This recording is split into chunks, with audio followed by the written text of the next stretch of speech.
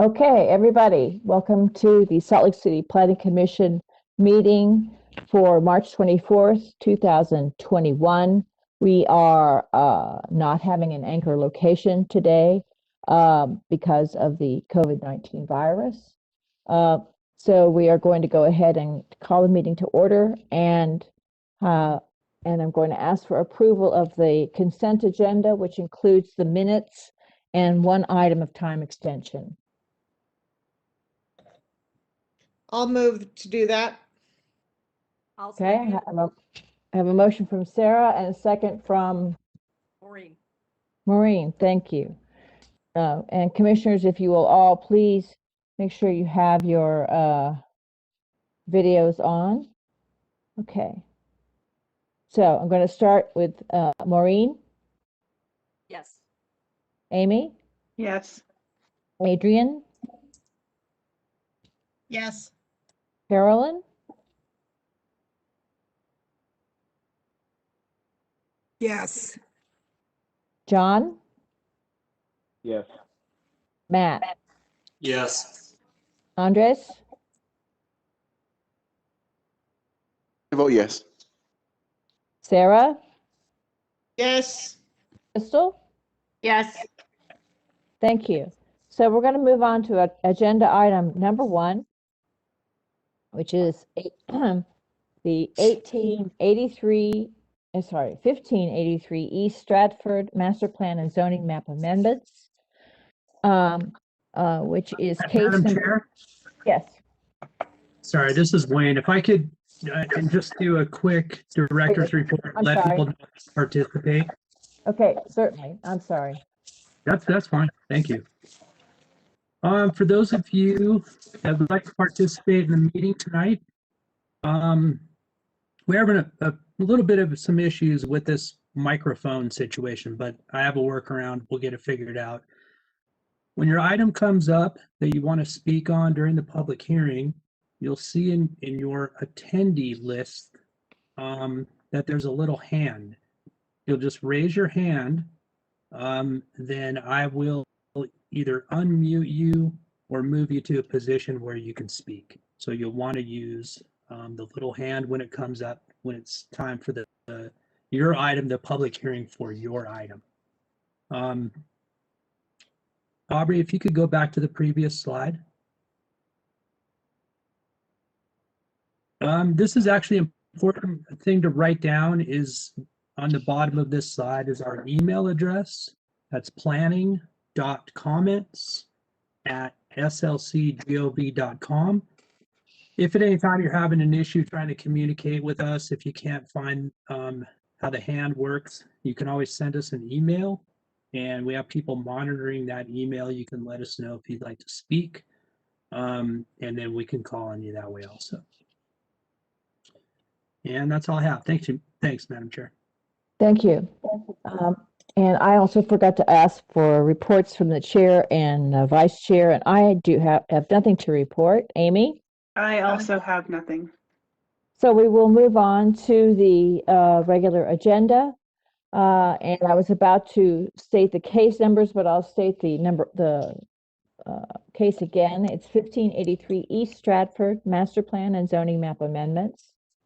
Case number PLN PCM 2020-000393, PLN PCM 2020-000394. So we're going to go ahead and listen to Nanette Larson, who will present the project. Then we will have time for our applicants, and then we will have time for our public hearing.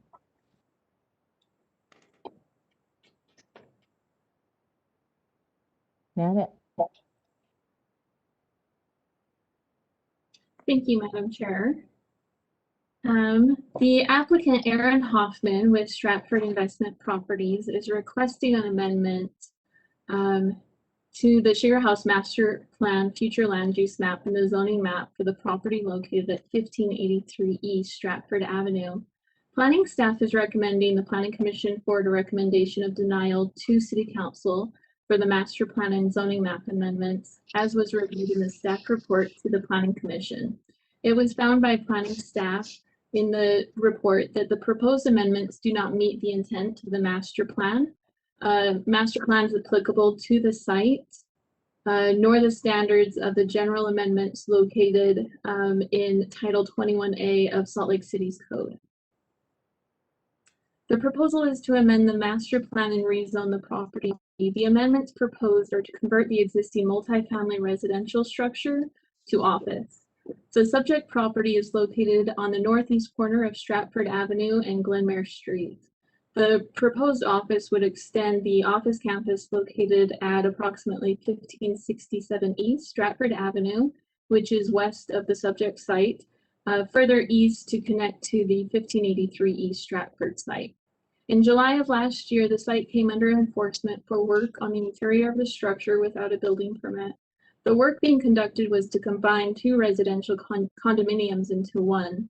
A stop work order was issued at that time and all construction work ceased.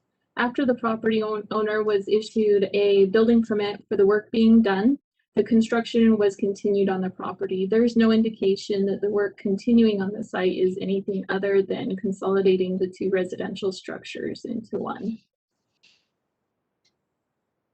Currently, the property is located in the RMF 35 district or residential multifamily.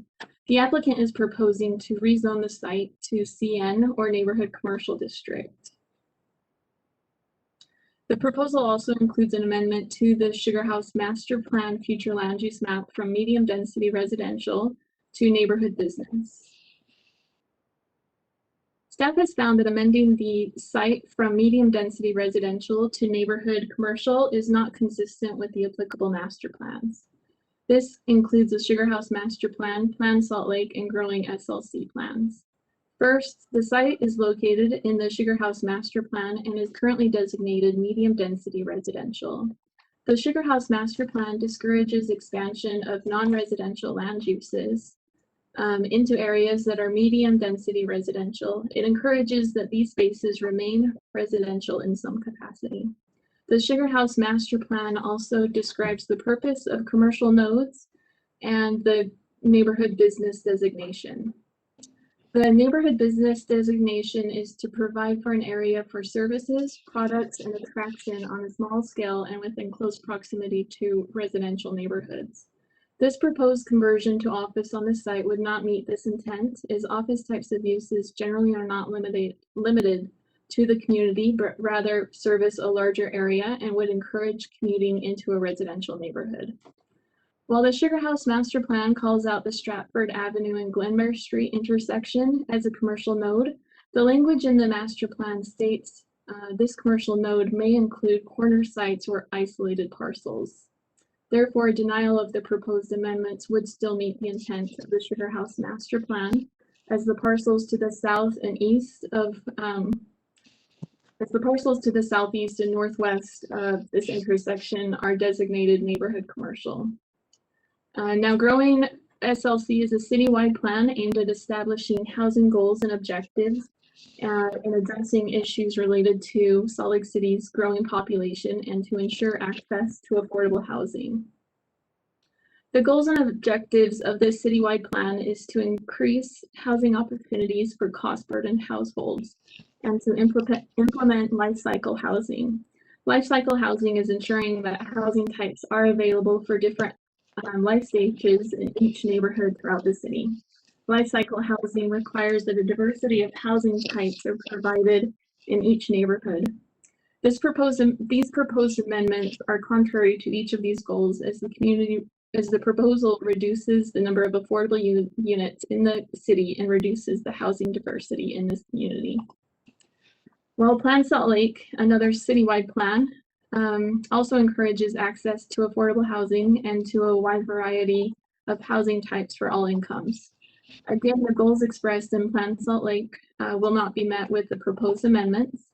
The amendments would eliminate affordable housing units and reduce housing diversity in the neighborhood.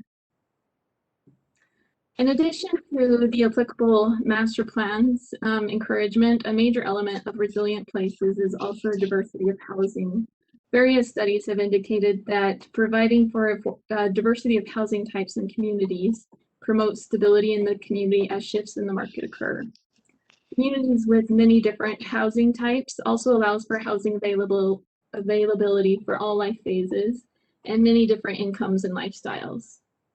Encouraging housing for all life phases allows residents the chance to remain within their community and near people with whom they are familiar as their need for housing changes, which is another marker of resilient communities. The structure on the site was constructed in the mid-1980s and presently includes 6 residential condominium units.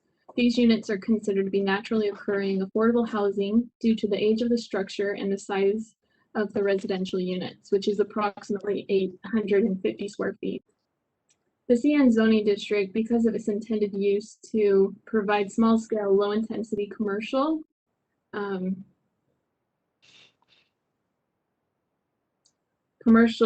that services residential neighborhoods, includes restrictions on the district size and lot size. The subject site meets these requirements. The RMF 35 district allows a building height that is 10 feet greater than the CN district. The existing building on the site has a 25-foot building height when measured from grade and is complying to both the RMF 35 and CN districts. The setback requirements between RMF 35 and CN both require landscape setbacks from the site and corner side yards. The CN district is oriented towards the pedestrian and is a commercial district, so landscaped areas are reduced. The minimum front yard setback is 20 feet in the RMF 35 district and 15 feet in the CN district, with a maximum setback of 25 feet required in the CN district. The RMF 35 zone does not include this maximum setback. The existing building setbacks are 27 feet from the front and corner side yard property lines, and approval of this zone would create a non-complying structure as to the requirements of the CN district. The site includes approximately 9 parking stalls located behind the existing building. The conversion to an office would require 3 spaces per 1,000 square feet for the main floor area and 1 1/4 spaces per 1,000 feet for each additional floor. Staff has estimated, based on the square footages from Salt Lake County's assessor's office, that approximately 9 parking stalls would be required for an office conversion of the existing building. The applicant is proposing to convert the existing multifamily residential structure to office. The RMF 35 district permits residential multifamily as a permitted use. Residential multifamily, however, is not permitted in the CN district. Office is allowed in the CN district, as well as mixed-use development, such as commercial and residential. Because RMF 35 is a residential district, generally only residential or uses related to residential are permitted in this district. CN allows for a greater range of uses that are oriented surrounding commercial uses. Planning staff is recommending the Planning Commission forward a recommendation of denial to the City Council due to the proposed master planning zoning map amendment due to the proposed amendments not meeting the intent or goals of the applicable master plans and the creation of a non-complying building if the amendments were to be approved. During the public outreach process, staff received many comments from the surrounding neighborhood, and many of these comments are attached to the staff report. And that concludes my presentation. I did see the representative of the applicant, Melanie Clark, is online, and she should be available for her presentation. And I am available if Planning Commission has any questions for me. Thank you, Nanette. Does anyone have any questions for Nanette before we go forward? Okay, let's go ahead with the presentation from Ms. Clark. Thank you. Can I first confirm that my video and audio is working? Is that? Yes, you're fine. We see you, we hear you. Thank you. Thank you for your time today. I appreciate that. And I do have a presentation I think I should be able to share it here. Let me try to do that. Okay. So I think, I just want to remind you, Ms. Clark, that you have 10 minutes. yes, thank you. Thank you.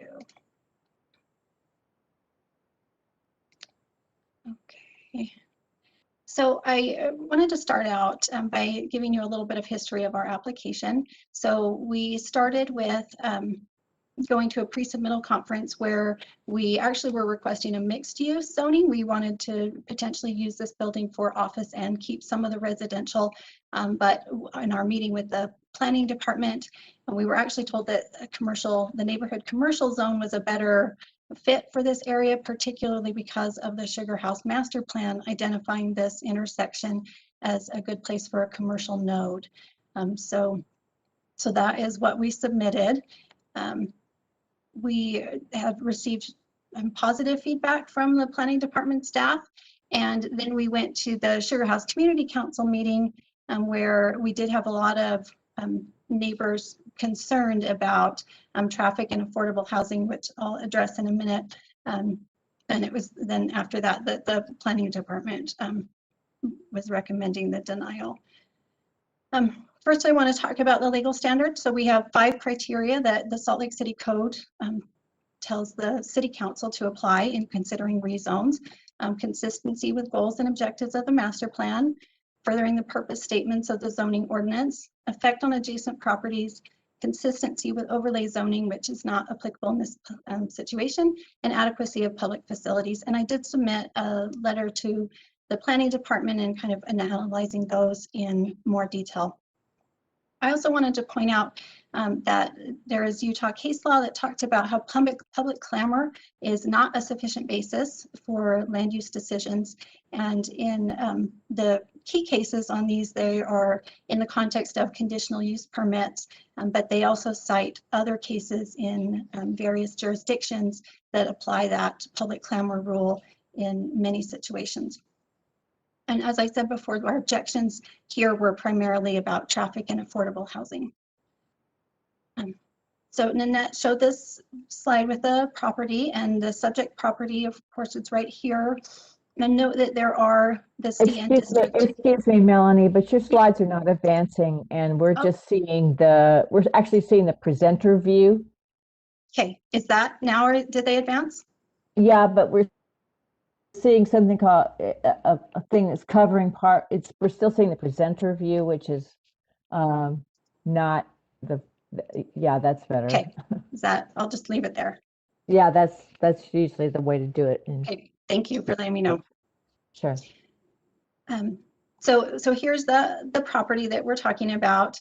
We do have existing office and a hair salon, a chiropractor office, some retail, a restaurant, a boutique, and a senior care center in this neighborhood, as indicated on the Sugar House master plan of identifying this as a good spot for commercial or neighborhood commercial node.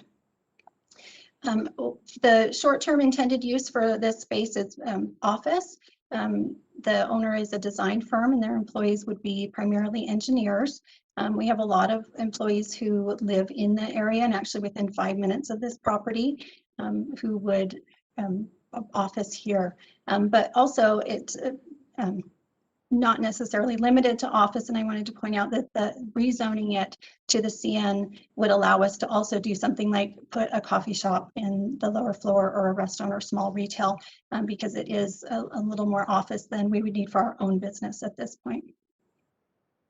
I wanted to focus on affordable housing because that term is being thrown around a lot, and the Salt Lake City Code actually defines affordable housing, and it's a percentage of the median income in Salt Lake City, which I looked up on census.gov. For 2019, the median income was $60,676. So for affordable housing in Salt Lake City, the rent per month would have to be $1,516.90 or less. And if this rezone is denied, we've checked out the fair market rental value of this property is actually $2,000 a month. And so it is not affordable housing. There is no deed restriction on the property that would limit rents for it. One of the things I also noticed in looking at this area is that we need more commercial here. I did a search on LoopNet, which is a site for listing commercial properties for sale and lease, and I found all of 2 commercial properties in the Sugar House area. The location of the old Sizzler by Sugar House Parks, I'm sure you all are familiar with. And then there's 1 2-unit residential building that's listed as a commercial opportunity. And that was it for sale. For lease, there are a few more things you can see on this map here. And there are 4 of these are office buildings with some space available in them, and then 1 medical and 1 retail. And again, that is it in the Sugar House area. However, you have lots of residential available. So this is for sale homes. These are, I just looked on Zillow for this. There were 23 homes for sale, and the prices range from $321,000 to over $1 million. So we have a wide variety of housing available here, and a lot of it. And then I looked at listings for leases as well. And as you can see, there were 28 listings here, but many of these are in complexes with a lot of units available. You'll see there's even one that has 66 units available for lease. And this is, again, all over the Sugar House area. So there is plenty of residential here. This property is not going to be affordable housing. It's not designated as affordable housing, and there's a need for commercial. And to meet the intent of the Sugar House Master Plan that does identify this as a commercial node and for neighborhood business, rezoning this to a neighborhood commercial zone would be beneficial for the community and would fulfill that purpose under the master plan.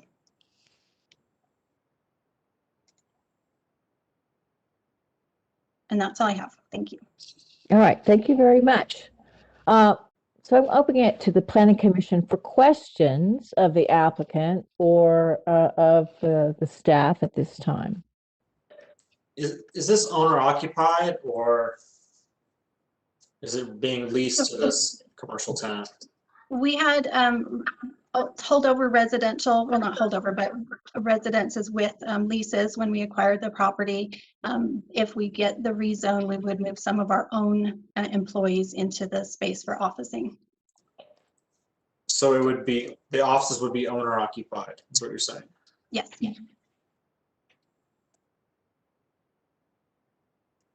Can the planning staff speak to why the initial recommendation was commercial neighborhood?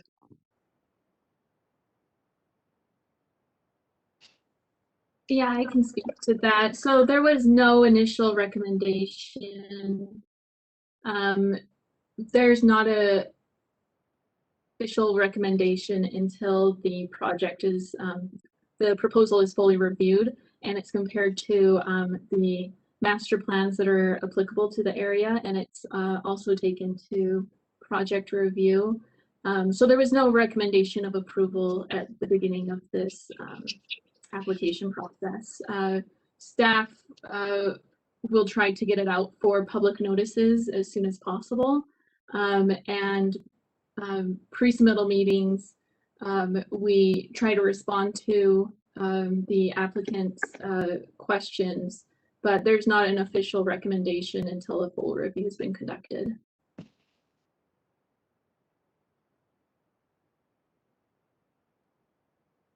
Are there any other questions before I open up the public hearing?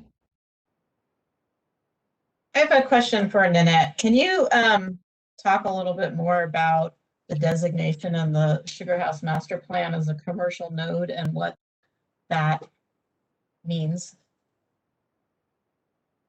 So the commercial node, the language in the Sugar House Master Plan does talk about the intersection of Glenmere Street and Stratford Avenue as being a potential commercial node.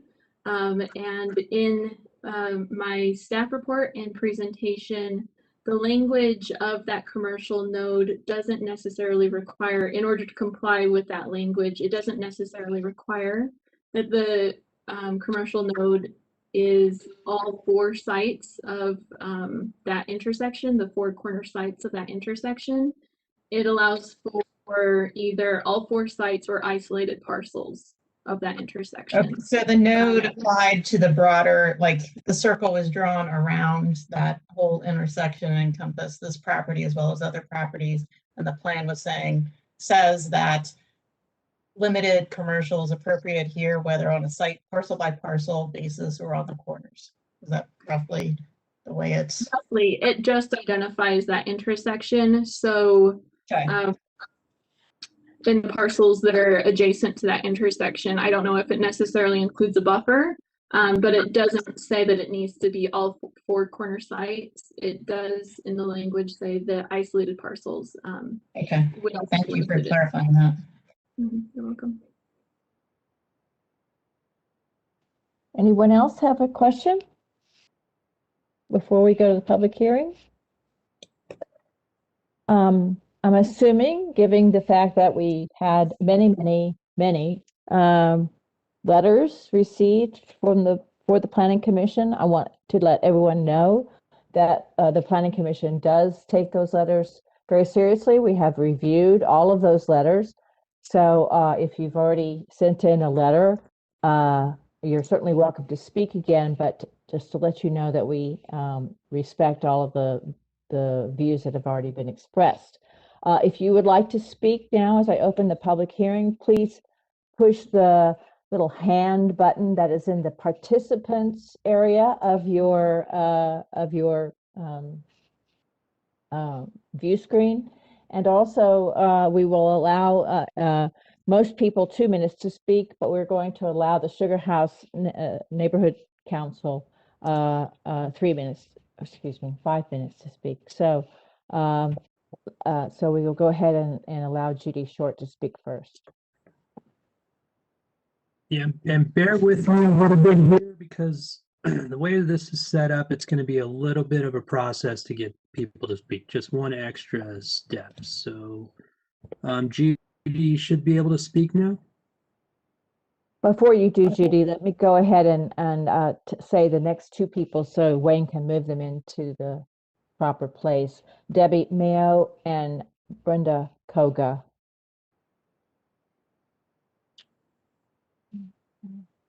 Judy? Go ahead, Judy. Sorry.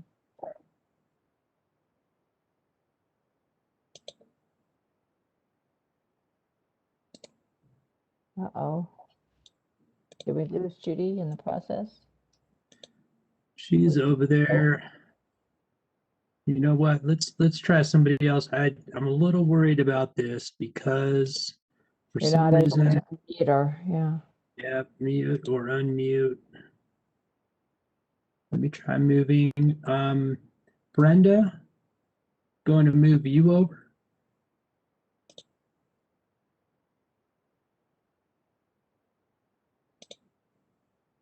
That's not working either. Brenda, are you able to speak?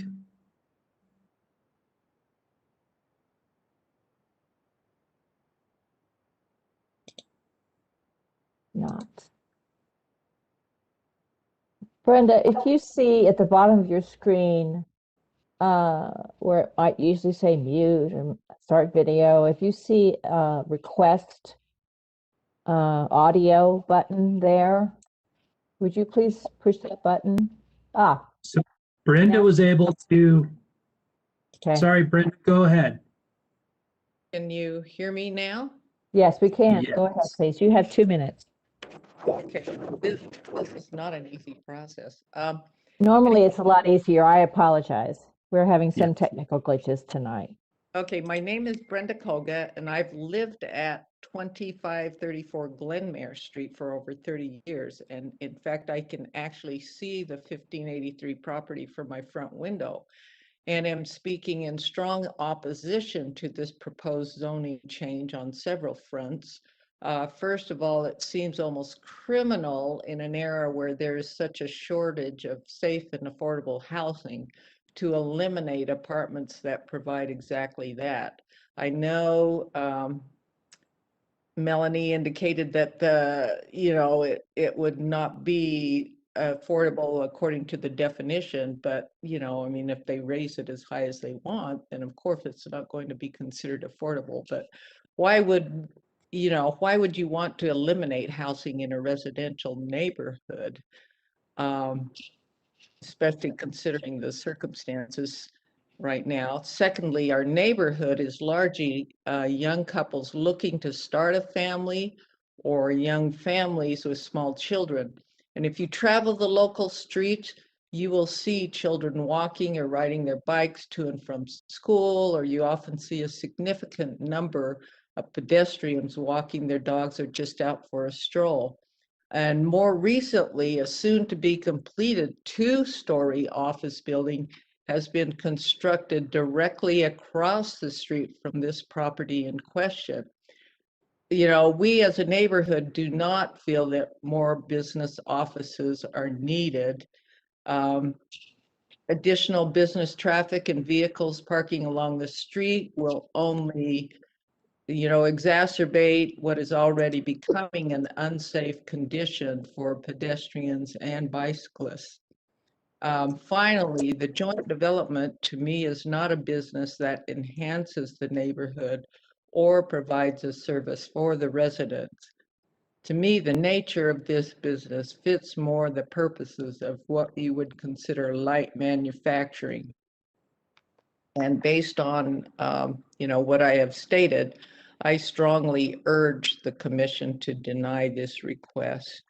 I thank you for this time and appreciate your consideration. Thank you.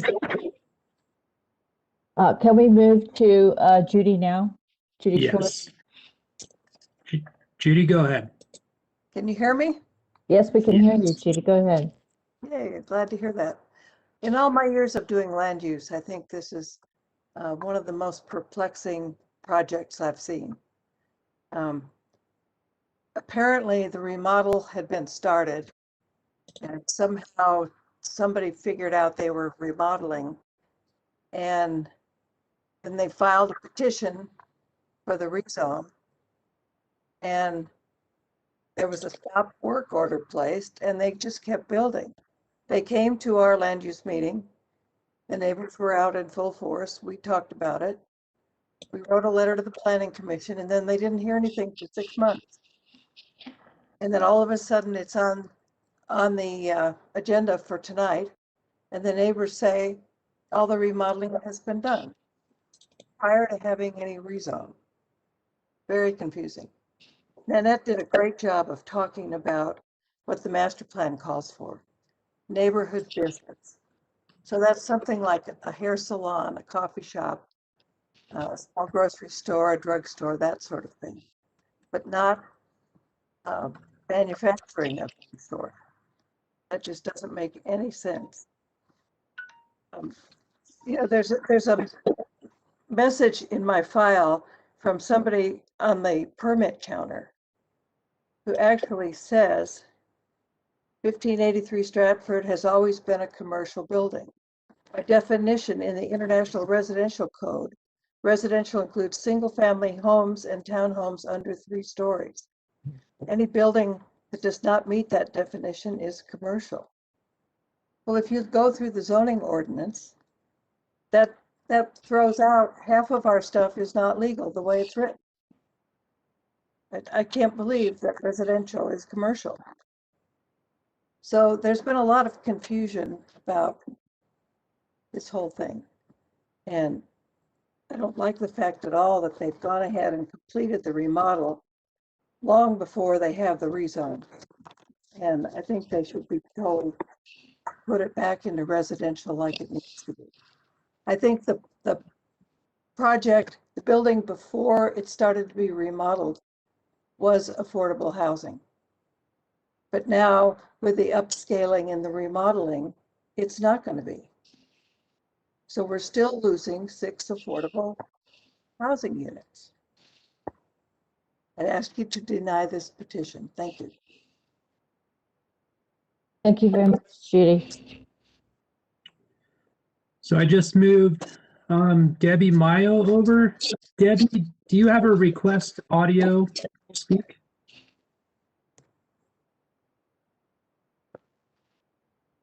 While Debbie, are you there? while Debbie is looking for that, will we go ahead and unmute Zachary DeSalt or Tim Kruger? Tim. Right. Yeah, I'm working on that. Zachary, go ahead. Hi, Zach. Can you hear me? Yes, we can. Hi, Zachary Dussault. I'm speaking against this petition. It's not very often that me and Judy agree on something, but I do think that this is the wrong zone for this area. I'm getting some feedback because someone's mic not muted. Judy, can you mute yourself? There we go. All right, go ahead. Zach. Okay. Yeah. So I don't think this is the right zone for this spot, and it sounds like the developer wanted to seek a different zone and then was steered away from it by staff. I think a great zone for this area would be RMU 35. And just my reasoning for that is that this is a commercial node, and I think the best type of development here would be ground floor commercial with residential on top. Now, I know that's kind of what they're requesting here with this rezone, but the CN zone doesn't allow residential as a permitted use. So I don't know why that zone was recommended for this. Maybe they were thinking of CB, which does allow residential. But what I would love to see on this corner is something that's close to the block face, maybe with a 5-foot setback, and has ground floor commercial that you can walk to and access. And I do think there is a value to having workplaces within residential neighborhoods. So I don't think that value is completely out of place. And I do kind of want to just address some comments that other people have already made. A lot of the reason we don't have affordable housing is because if you look at that map where it shows the surrounding land uses, this is the only dot where you can't have, or where you can have something other than a single family home in this neighborhood. So I know people love to attack developers, but restricting development to where you can only have a single family house in that huge chunk of land is a lot of the reason why that we have an affordable housing problem. So I'm against this zone. I think it should be RMU 35. Thanks. Thank you. Thank you.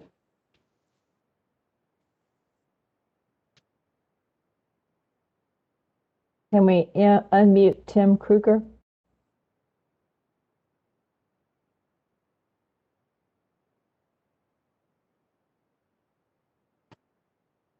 Wayne, you're muted. Sorry. Debbie, can you speak now? Debbie Mayo? Yeah. Can you guys hear me? Yes, we can. Yes. Please go ahead. Oh, yay, amazing.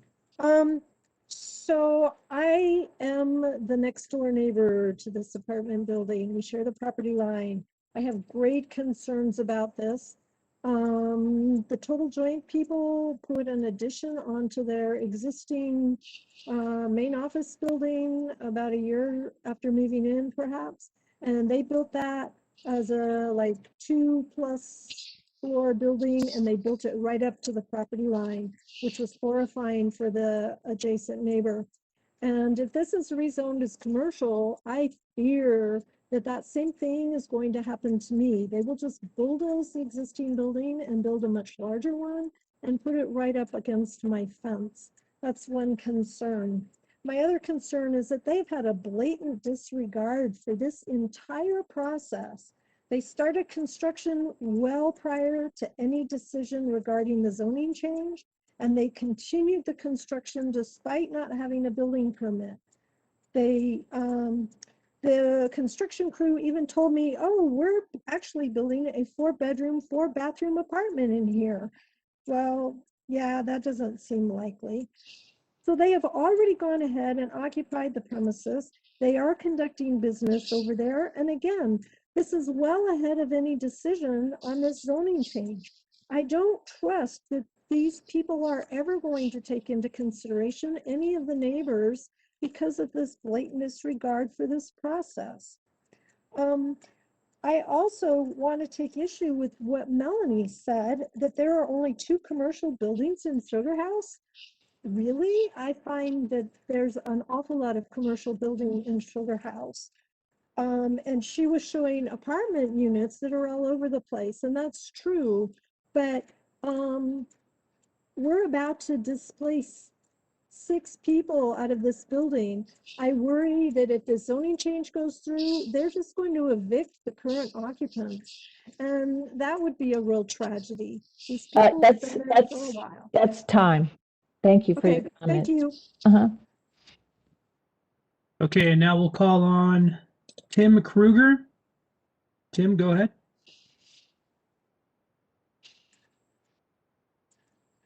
Tim, are you there? All right, we'll come back to Tim later. Let's try.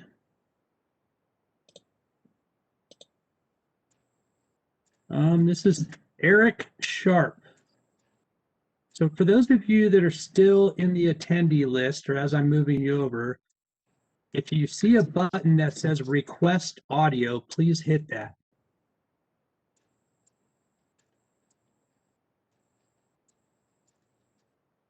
Eric Sharp, hit the request audio button.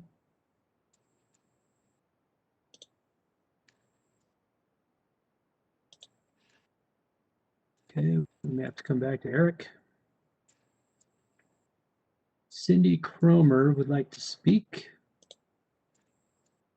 Cindy, I'm going to do the same thing. I'm going to have to move you over to a panelist. If you look in your attendee list and you see a request audio, please hit that button.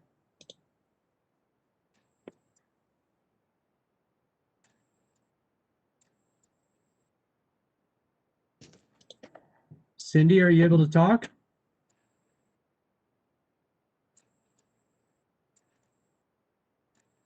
Cindy?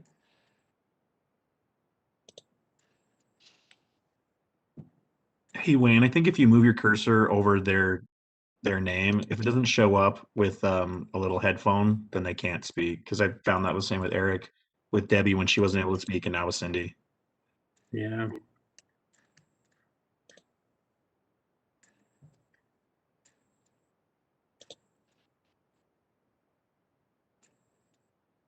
Cindy, are you able to?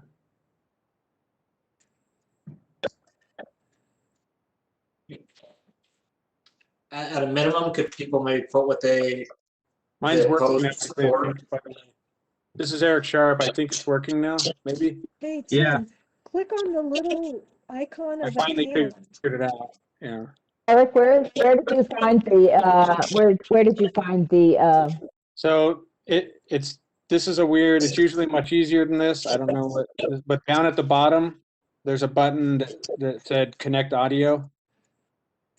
Earlier, I saw that where I could say request for audio, and it went away when you moved me into the panelist list. But I noticed down at the bottom now there's a button that says connect audio. So okay. Go please. At the bottom of Wayne, the can you screen, mute Debbie Mayo? says Because we're at getting the bottom. feedback from her mic. Yeah, there we go. All right, Eric, please. I can't talk now whenever you're ready. So. Go ahead, Eric. Okay, I was just going to say, I do live on the street. You know, I can see the building from my house. And I've listened and participated in a couple of these meetings. I understand the value in having mixed use, and I understand in having the proximity to places to work, but I don't, to my knowledge, there's no one in this neighborhood that works there or ever will. And this is we're like literally within 1 mile of one of the most major little commercial areas in all of Salt Lake. I don't understand having a manufacturing type 2-story building or whatever right smack in the middle of like suburban street or right on the corner there. It doesn't make any sense to me. I don't understand it. I don't see the value at all for anyone who's moving here, which I am one of, and spent a lot of money and looked for months to try and find a good neighborhood to live in around here, which, as we all know, is very difficult now. And some of the housing issues have come up. I do see the value in having an apartment where people can live and be part of the neighborhood and everything, but just cars driving in here to go to some manufacturing ugly building, it's not a mixed use anything that brings any value for anyone who lives in this neighborhood. I don't get it. And the fact that it's expanding is even more concerning. that's my 2 cents. I literally live on this street and it doesn't make any sense to me. So. Thank you. Okay, I believe Cindy, Cindy, you're able to speak now? Okay, can you hear me? Yes, we can. Yes. Oh, how marvelous. So this morning I sent some comments. This is really quite personal for me. Number one, it's the second time in the past month that the city has concluded that someone can continue doing whatever they want to do while an application is being processed, violating the ordinance in the process of continuing to do what they're not supposed to be doing. It's just really completely unconscionable. The other thing that's personal for me is that I just spent 15 years bringing 2 new units of housing online in the Central City Historic District, and I took out all the permits and jumped through all the hoops, and it took way longer than I thought it was going to take. And then I read about this, and I was like, well, they just negated my efforts. This is 2 units of housing wiped out. And then I sent you messages about how this is turning the clock back 40 years to a time when the city did not value houses and allowed commercial encroachment into residential areas. That's where I started in land use. So the final thing I want to say is that if you look at attachment H, there are a half dozen departments that have failed to address the housing issue here. And that is why we're in the dilemma we're in with respect to housing, because other departments just wave things on through, and has not addressed this proposal. That just doesn't make any sense at all. Why would housing and neighborhood development not address the loss of housing units? Thank goodness the planner, Nanette Larson, did. She did a great job. I said that in my memo earlier today. Thank you. Thank you very much, Cindy. Wayne, We're gonna try Tim Kruger again. Tim Kruger? I am on. It looks like he's muted from my list. Yeah, it does look I'm like actually that going too. in and unmuting him. Tim, I'm gonna move you. Interesting. Give me just a second here. Hey Wayne, while you're figuring that out, just if Tim wants to know, we got your emails, but we tried to reply to you, but your email address wouldn't accept our emails. So I just want to let you know we do read those emails, and we did try to reconnect with you. And I want to remind all of the people here that we all received all of the email correspondence that you did with Nanette or any other member of the planning staff, and we even received one that was received by a city council member. So please know that all of your comments, we do have those in our staff report. We're going to try one more time to. Is there Tim, anyone are you else? able to speak? So we do have an email. I'm going to read this email. Okay. That came in during the meeting. Okay. This is from Lance Vanderhoof. And excuse me, Lance says, I live on Imperial Street and want the commission to know that I am against the change to the master plan. Thank you. Okay. Short and sweet. So I believe the only person that we have left that has not spoke that's raising their hand is Tim. So unfortunately, Tim, if you want to try to email us in, email your comments. So Tim Kruger does have comments in the staff report that were included that I read and I found again right now. So hopefully he doesn't want to say anything different, but we do have comments from him. Great. So if anybody else would like to speak, there's a little hand in your attendee list if you want to try raising your hand. Not seeing anybody else, Madam Chair. All right, thank you. Excuse me. Yes. This is Brenda Koga again. Can I read Tim's statement? I text him to see if he'll let me read it, but he didn't get back to me, but I do have a copy of his statement that he was going to use No, tonight. Madam Chair, I would say his statement is already in the staff report. It's already been, it's in part of that I record. believe that's true, that his Amy? statement's already in the class report. This is Nanette. I have Tim on the phone. I'm gonna try to see if I have him on speaker on my phone and hold him up to my phone up to the microphone, and hopefully you can hear him. Should we try this? Yeah, try it. Go ahead. Give it a shot, Nanette. Creative, but hopefully we can hear him. Thank you. I really appreciate that. Can anyone hear me at Yes, this point? yes, tell him we can hear him. Great. I have a prepared statement, and I'm going to just read it. I'm getting feedback over my computer here, so I'm going to go in the other room and just read it to you. Bear with me just 1 second here. Here's my comments.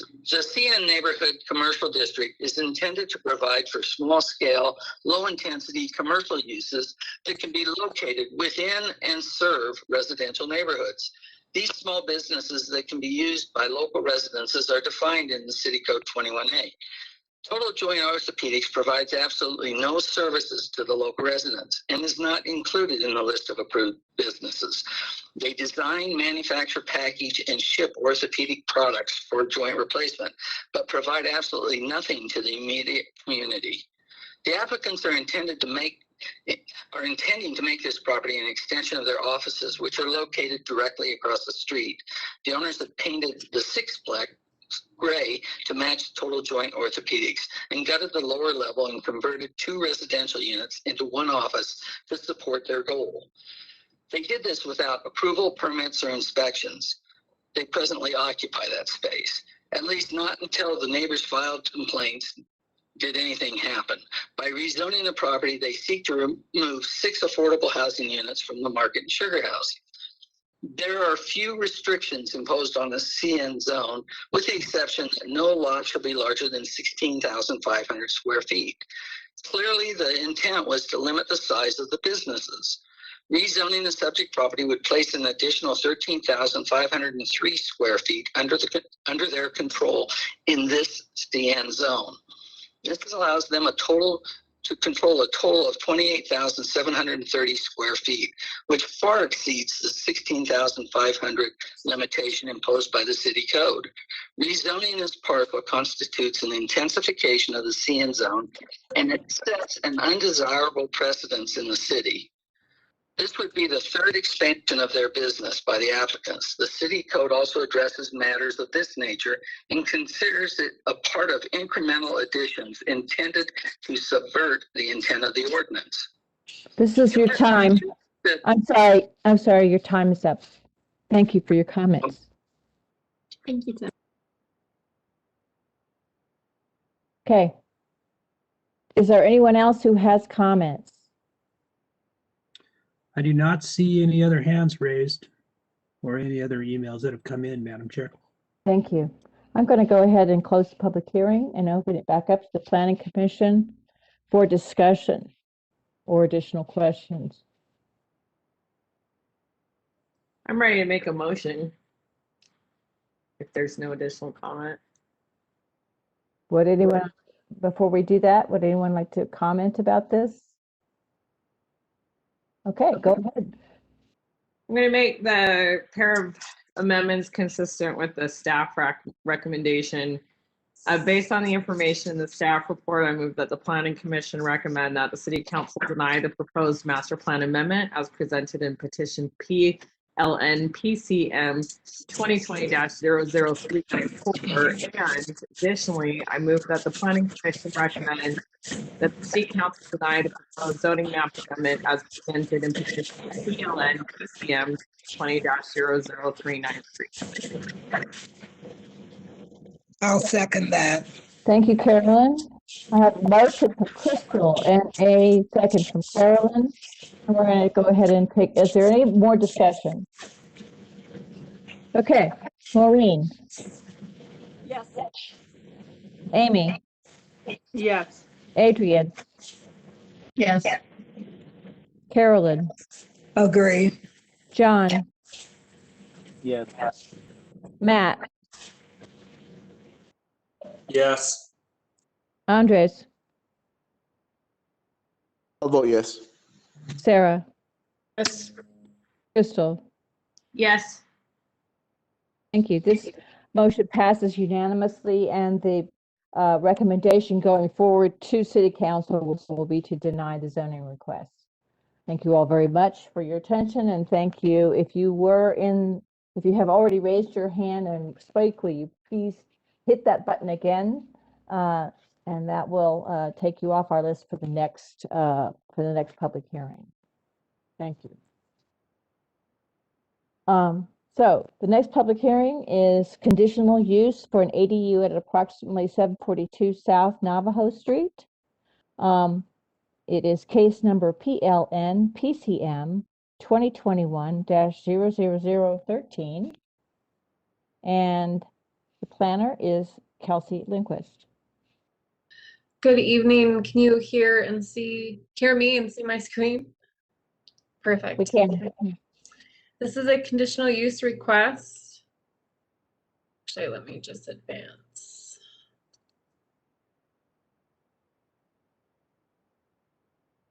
Okay. This is a conditional use request for an accessory dwelling unit located at 742 South Navajo Street.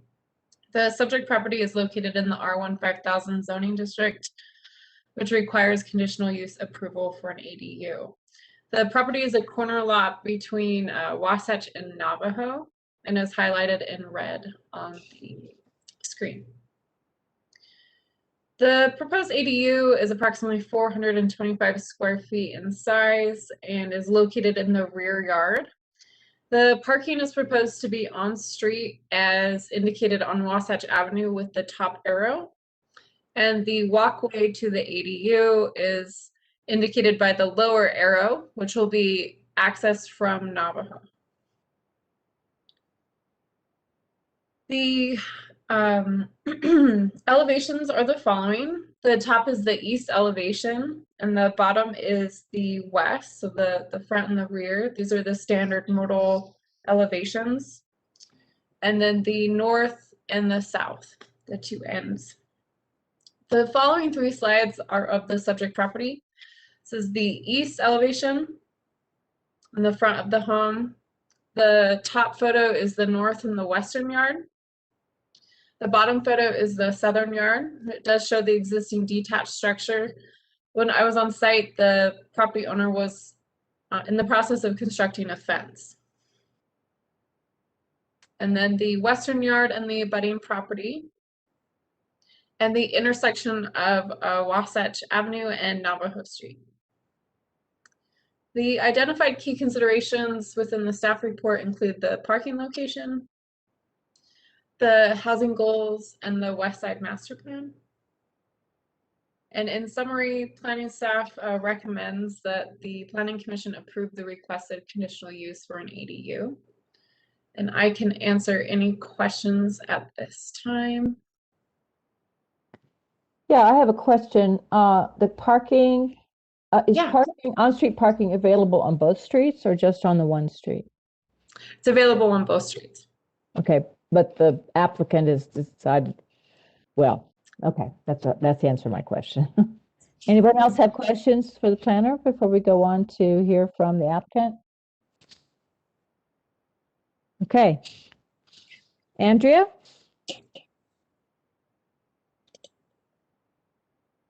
Andrea, you don't have a microphone showing it. Oh, there you go. There you go, Andrea. Go ahead. Can you hear me now? Yes, we can. Thank you. Andrea Palmer, representative of Modal Living, and the property owner, Jessica Andrew. I do have a brief presentation. I'm not sure if I need to be given access to screen share.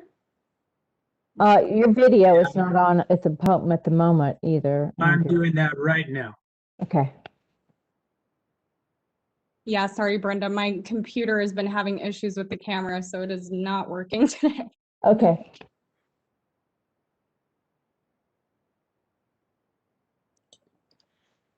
You should be able to present now, Andrea. Okay. I think it's gonna have me. There, I can pull it up for you, Andrea, if you want me to use the one you emailed me. Yeah, that would be great. I think if I try to update my system preferences, it's gonna make me leave the meeting. It looks like. Kelsey, I'll give you hold tight for just a sec here. And Kelsey, you should be a presenter now.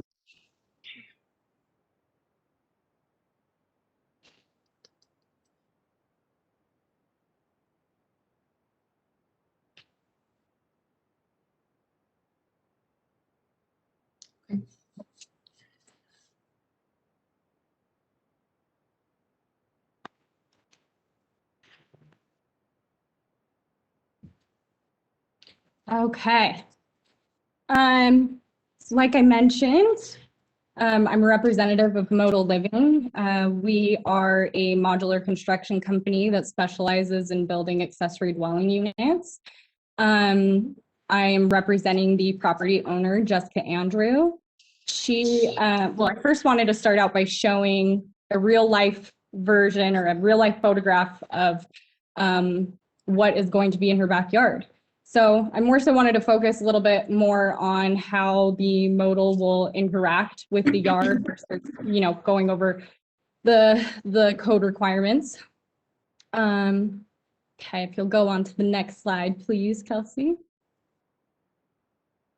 So when Kelsey took the pictures initially, like she mentioned, the fence was getting ready to go up. I was able to get photographs as they were still in the middle of it, but there has been some more progress made. So I have a photo of the primary residence from the front view, and then a photo of the north side property with the fence in progress of going up, as well as the street view. And then if you can move on to the next one, please. So we went ahead and did some conceptual renderings. I know that's not something we usually do, but I wanted to go ahead and give you guys a view of what the rear yard is looking like as is right now, and how it will look after the fact. I know the site plan is a little bit misleading with the walkway path. It should have been updated, and I apologize for that. We had initially submitted a site plan with a different placement on the property where it showed the walkway leading to the side of the yard, so that it aligns with the parking, where we showed the parking on the site plan. So I showed the walkway path leading to that side yard where there will be a gate access for the ADU tenant. And then the last three sides are, pretty basic, our floor plans and elevations, and then just the site plan as well. Again, I apologize for the walkway not being shown accurately, but hopefully you can get the idea of it with the renderings. So yeah, the property owners recently purchased the property towards the end of last year. This is what they're going to be considering their forever home. When I asked them about intended use for the ADU, they're not very interested in using it as a rental property, more so as extra space detached from their home that they can let guests or family members live in. So yeah, that concludes my presentation at the moment. Please let me know if you have any questions, and I appreciate you all taking the time to hear us out tonight. thank you.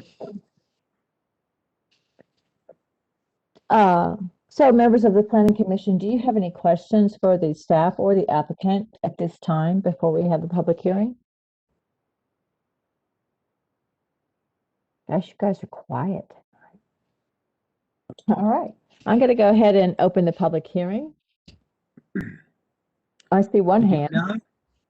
I do not see a community council person present.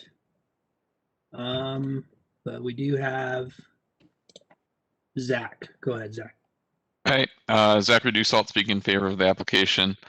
Kind of for the same reasons that I'm always in favor of ADUs. I would really like to see, I don't know if this is in the process or in the works with the department, but I really don't see the need for these conditional uses. I really wish they were just permitted. It kind of takes up a lot of your guys' time, and I imagine it takes up a lot of workload behind the scenes.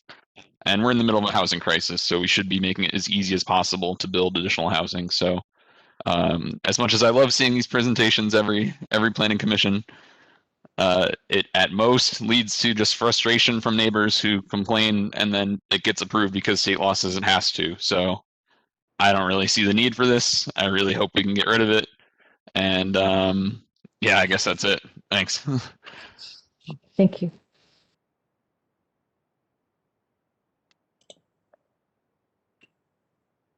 I do don't not see any more hands, Madam Chair.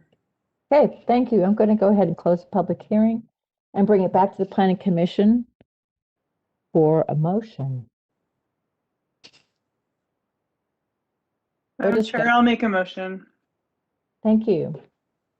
Based on the information in the staff report, the information presented and the input received during the public hearing, I move that the Planning Commission approve petition PLN PCM 2021-00013. Do I have a second? I'll second. Thank you, Maureen. I have a motion from Amy and a second from Maureen. Are there any comments before we go ahead and vote? I must say that I agree with Zach's sentiment about these, but I do understand that lots of times we have people who do want to comment, and this gives them an outlet to do that. So go ahead. Yes. You. Amy? Yes. Adrian?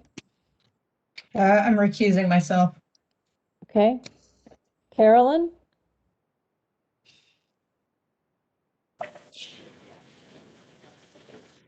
Yes. John? Yes. Matt? Yes. Andres? I will vote yes. Sarah? Yes. And Crystal? Yes. Thank you.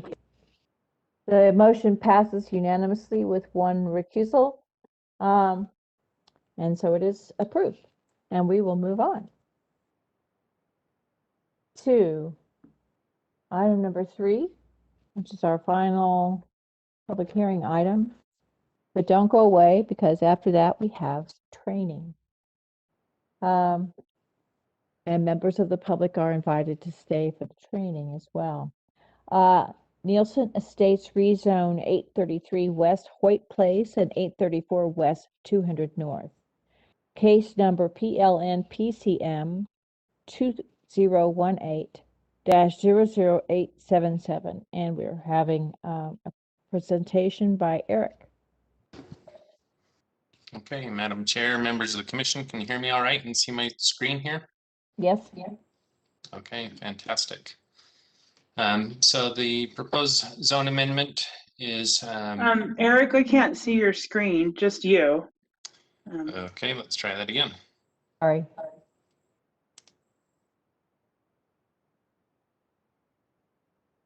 Anything? It's coming Oh, there it on. goes.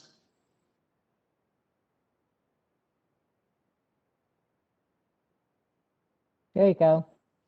You are showing us the presenter view, I believe, or it's only partially. We only see a half screen's worth. I'm not sure how that works. There you go. Okay. That's showing all of it? Yep. Okay, fantastic. Okay, so the proposed zone amendment is for 2 parcels, one of which is currently zoned R1 5000. That's at 833 West Hoyt Place here. And the second is 834 West 200 North. And they're both being proposed, and that's R1 7000. They're both being proposed for the SR3 zone. This property is part of the Northwest Community Master Plan and the North Temple Boulevard Plan. And just a little bit of background, it was originally proposed in 2018, but due to the complexities and in an effort to provide a better project, the applicant's been working with surrounding property owners to find better ways to work together. And so they're now kind of trying to move forward with at least this aspect of it, proposing this rezone. Staff is recommending that the commission recommend forward a positive recommendation to the city council with the conditions listed in the staff report, which we'll go over at the end. So taking a look at this, the properties immediately surrounding the site are almost entirely single family. However, there's adjacent properties on Hoyt Place, which had previously been rezoned SR3, but are undeveloped. And then again, the neighboring properties on 200 North are all R1 7000 and contain single family homes. Looking to the south, there's a transit station area, urban neighborhood transitional zone, and the urban neighborhood core zone as it gets closer to the tracks line along North Temple.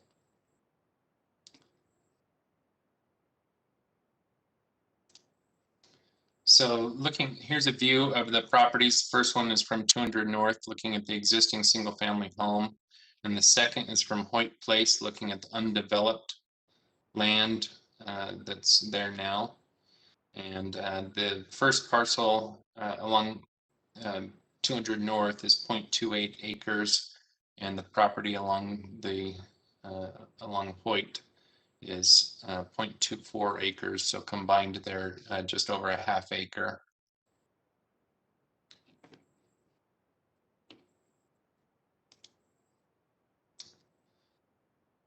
So although it's not part of the request today, I did want to talk a little bit that the applicant has indicated their intentions for a future subdivision and planned development on the property, and we'll look at that a little bit more closely, but it would include the preservation of this existing home here, and then it would include a twin home and 4 single-family attached homes, and the potential of a driveway from 200 North if needed.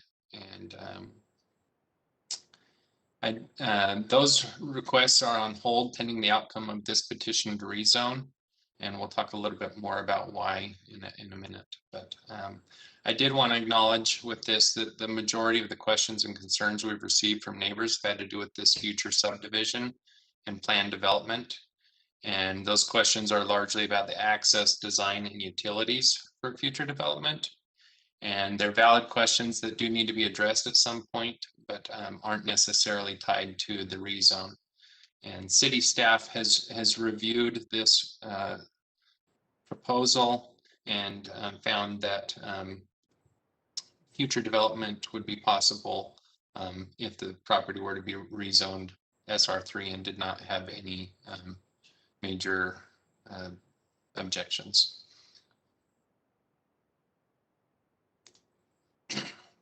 So this is looking a little bit more specifically at the petition. So the top zone, the top image is how it's currently laid out, with the property to the rear being R1 5000 and the R1 7000 here with the existing home.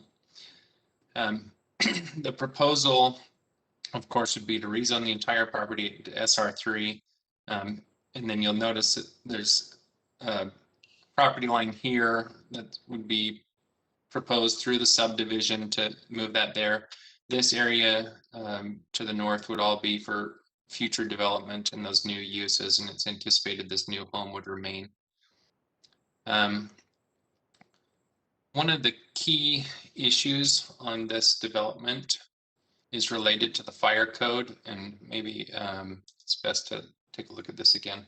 So this interior portion of the block here, or maybe I'll even go back one, of the block here has some limitations because we have a provision that where Hoyt Place dead ends, this interior portion would be limited to 30, the development of 30 homes without some sort of secondary egress point. And so it's one of the reasons that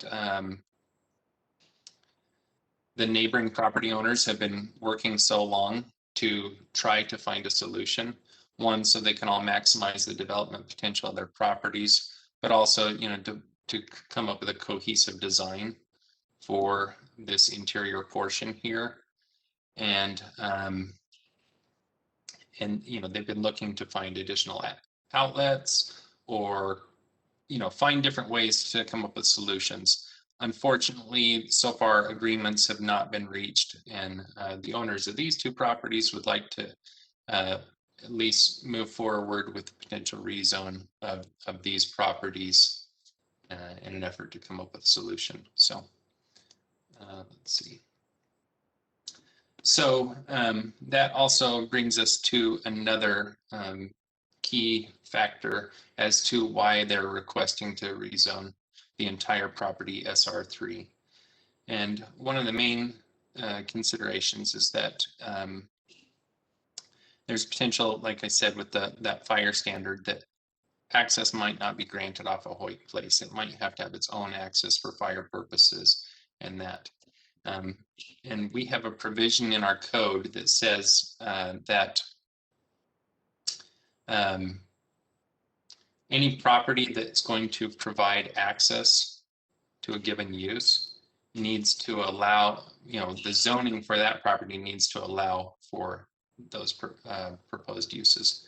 So in other words, if access to this portion back here, which would contain single-family attached homes, is allowed in the SR3, the access to it would need to be that same zoning. So we couldn't leave this front portion R1 7000 and still provide access to this SR3 portion. They have to, if there is any potential for access across this property, it's got to be of the same zone. So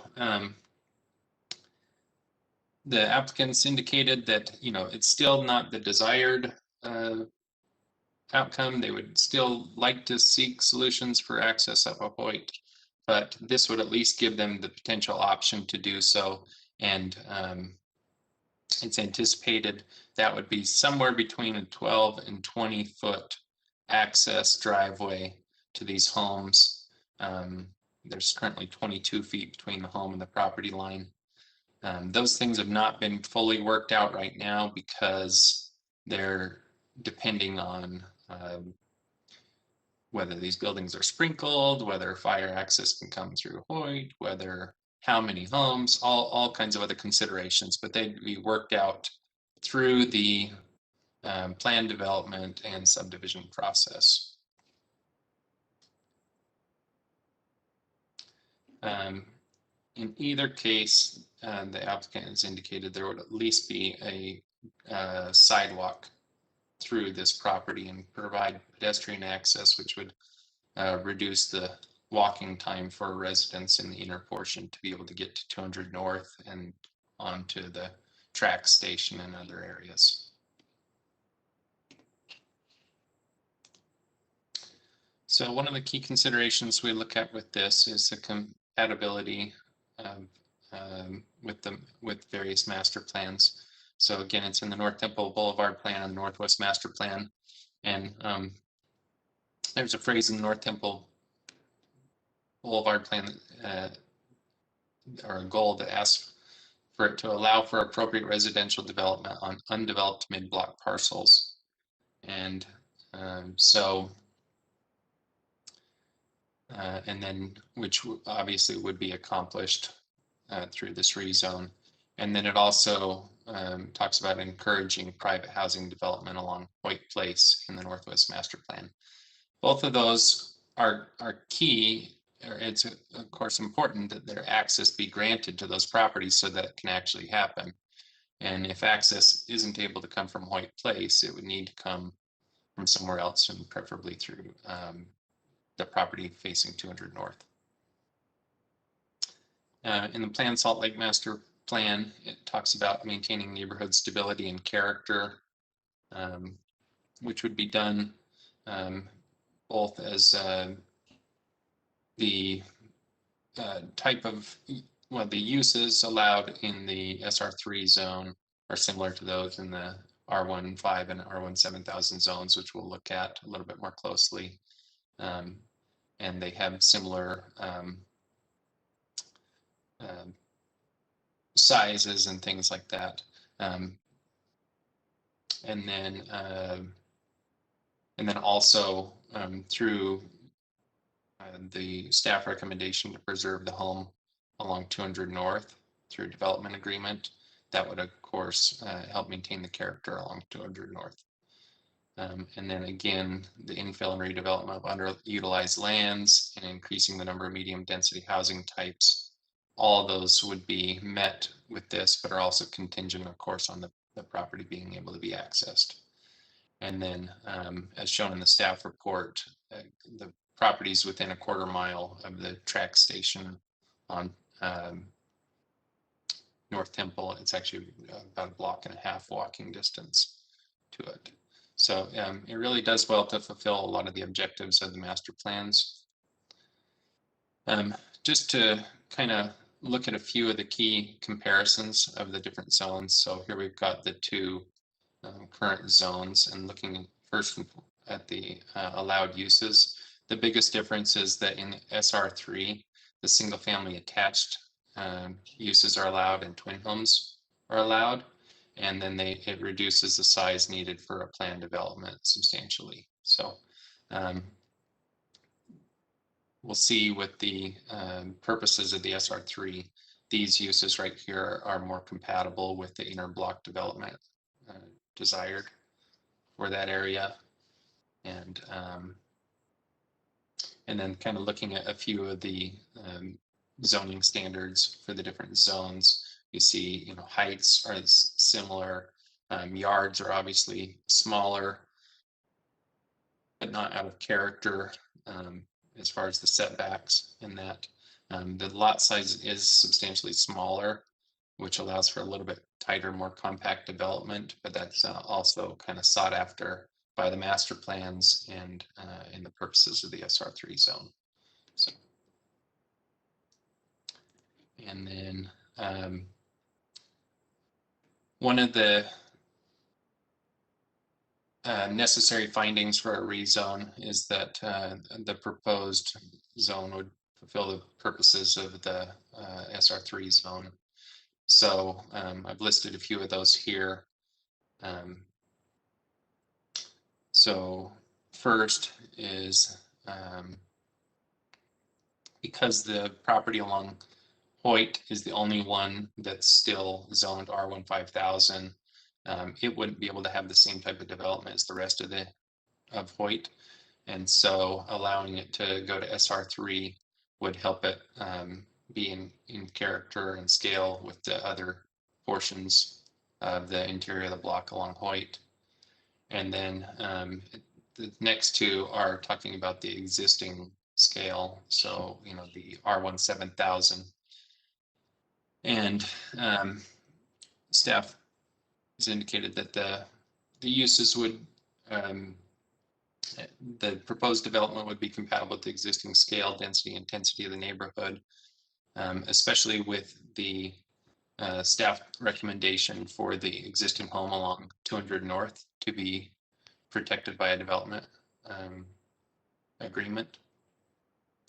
And then, of course, it also is providing a safe, comfortable place to live and promotes that sustainability and compatible development with the rest of the neighborhood by allowing for infill on that rear portion and preserving the home across the front. And all of that's all of that is only accomplished if the property is able to be accessed. And in this case, that may need to be done from 200 North. So planning staff's recommending approval with the following, that the recommendation for approval be forwarded to the city council with the following conditions. First, recording a development agreement for the protection of the single family home, both the use and the architecture at 834 West 200 North, and that that the applicant continue to seek access from Hoyt Place as a first priority. So with that concludes my presentation. Thank you, Eric. Do we have any questions for Eric at this time? I have a couple. Eric, I just want to be clear. First of all, that lot line adjustment that's included in the report is not part of our question tonight, correct? Right. Yeah, there are some materials in there that were just part of the submittal, but yeah, there's no lot line adjustment, no subdivision or plan development as part of this proposal. Okay, and then I just want to be clear that the condition to preserve the house along 200 North, could that condition still be met if access then is required via 200 North? Because it seems like it would be awfully tight, and I'm thinking about some of the comments that we got recently about, you know, proximity to the neighboring homes. So is there enough space for them to provide access on their property alone, or would they be needing then to entertain or getting an agreement with one of the neighbors to do an easement? Yes, that's a great question. So the requirement is that there be at least 6 feet from a neighboring property line before a driveway would be allowed. And would that buffer also include the existing home, or would they be able to just do a road right along the house as if it were a driveway for the house they own? I'm sorry, I didn't understand the question. Well, so six feet buffer from neighboring house, does that include the existing home, or can they put an access road right up against the existing home? Yeah, so the 6 feet from the property line to the west there. And so, yeah, they could go closer than that with the driveway. And so they have 22 feet. And again, Fire has kind of been exploring exactly how wide that would need to be, and it would probably be between 12 and 20 feet. But there's just a lot of unknowns at this point because of the number of homes proposed, their exact location, whether they're sprinklered, fire separation walls, whether they would just So sure, I do understand the complexity of that. So they would have enough room to provide an access road to housing behind the existing home if they had to do 200 North, and it would not encroach upon any neighbor's property. Right. Now, one other thing with that, so it can be 6 feet from the property line. There is also potential that that could be closer to that through the planned development. That could be reduced. So the access road could be reduced to less than 6 feet from the property line? yeah, that is a potential that could come up through the planned development if needed. Is that a given, or would that require our approval? No, that has to go, that's through the planned development. So that, yeah, that would require. So that would require a whole other process, and it would require our approval. Yes. And then this access road then would only potentially serve the residents of that second lot behind. It wouldn't be a thoroughfare to Hoyt Place, that road, right? Yes, it would only be a driveway. Okay, so it just would act as a driveway. Is Hoyt Place a public road, the dead end? Okay, that's all the questions I had, Eric. Thanks. Okay. Does anyone else have any questions for Eric before we move to hear from the applicant? So let's go ahead and hear from our applicant. I believe Mr. Tabriz. Sitar, hopefully I moved you over to a participant. Can you speak now? He doesn't have a. Yeah, if you could go down, look in your attendee list or look on your computer screen and find something that either says request audio, something audio. That's what people have had to do to be able to speak. I think it's on the bottom of the computer screen where we say Yeah. things like mute and stop audio and stuff like that. There you go. Okay. You got it. Okay. Go ahead, Sitar. All right. Well, thank you, everybody. And I appreciate a great presentation there, Eric. Like Eric suggested, you know, I mean, we want to have an option here. We've been trying to get this project up and running for a couple of years, and we want the best development for the community and for the area. And, you know, sometimes what we ask is not exactly what we get. And if there's no control, flexibility in what our options are. So we are asking for the SR3. We obviously, the house at 834 West, 200 North, it's in the National Registry for historical housing. It's a beautiful house. It's got amazing, you know, stuff inside. There's 3 or 4 fireplaces that's just out of this world. The glass work and the frames, it's just great place. So there's going to be a deed restriction on this house for making it as such a historical house. In fact, we are learning how to take advantage of state tax credits for historical house preservation and all that. So we are committed to making that happen.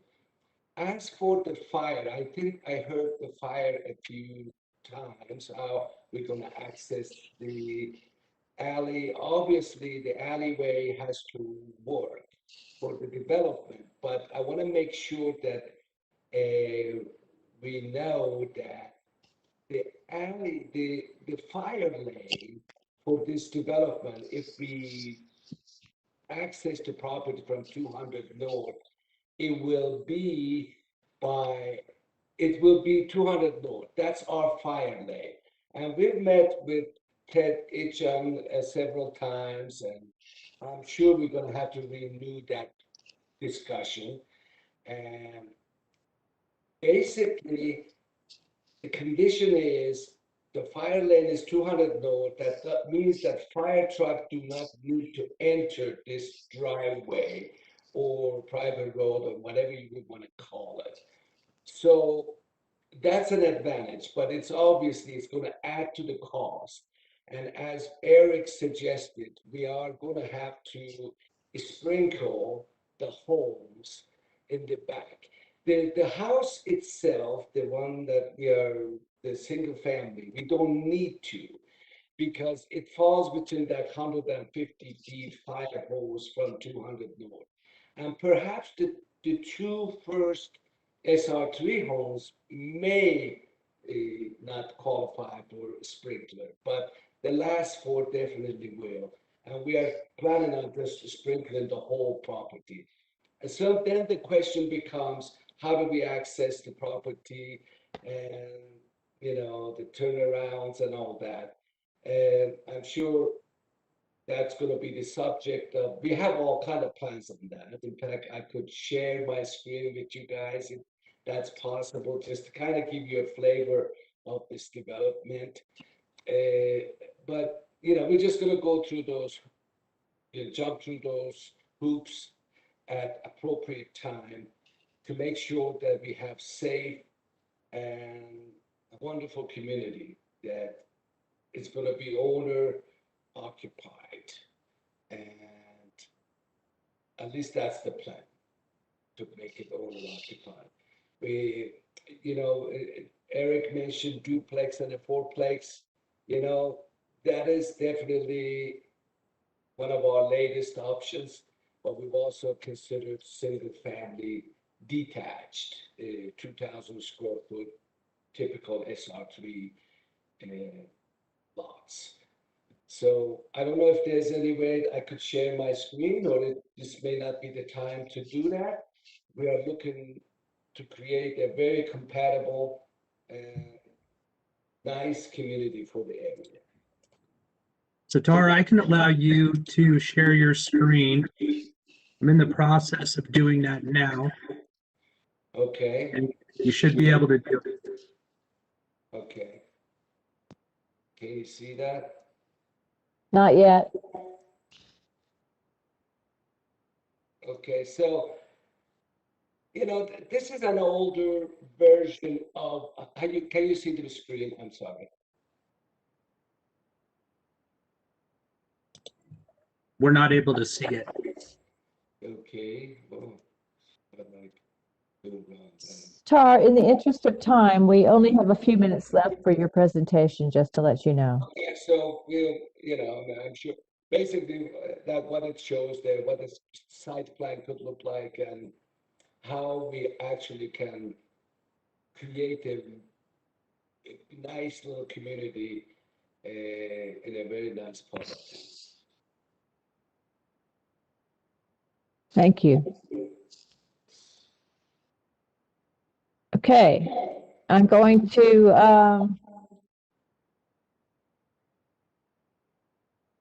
bring it back to the Planning Commission for questions before we move on to the public hearing. I'm getting some feedback. I have a question for the applicant. Is he comfortable with the recommendations and conditions listed in the staff report? What was that? I'm sorry, I didn't catch that.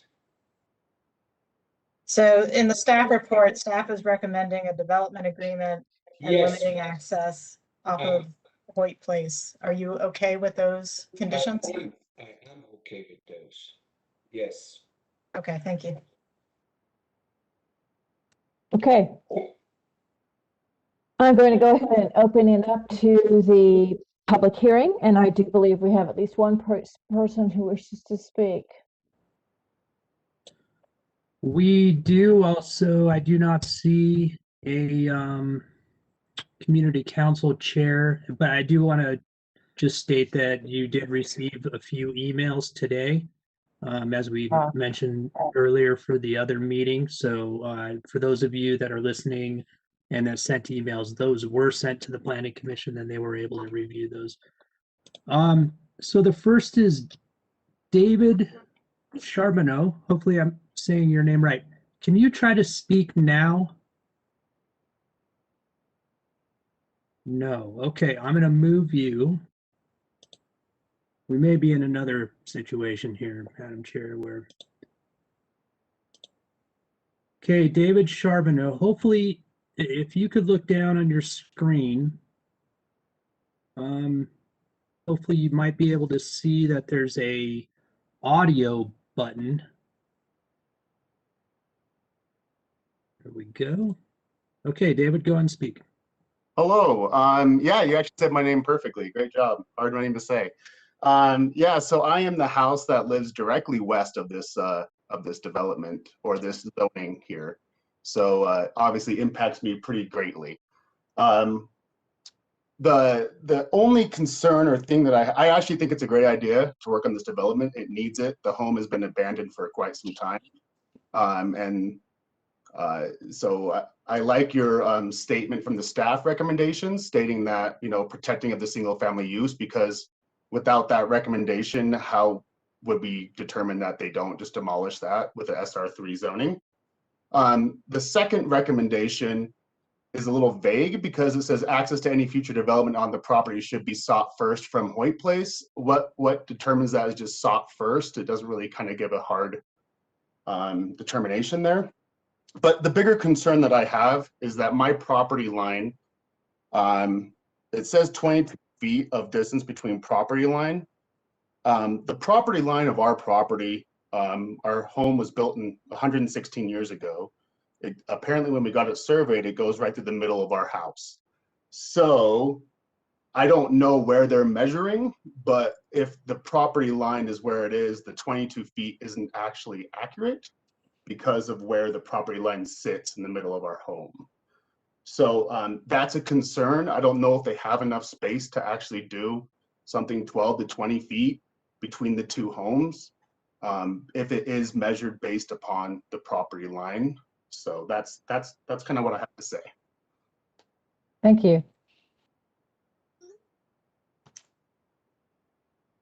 Okay, another hand. Pachuco Lataro. Are you able to speak now? No, okay.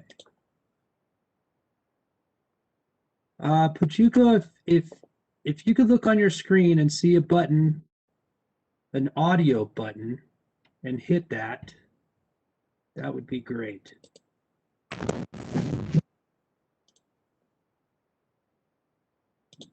All right, we're getting it. All right, can you hear me? Go ahead. Yes, we can hear you. Please go ahead.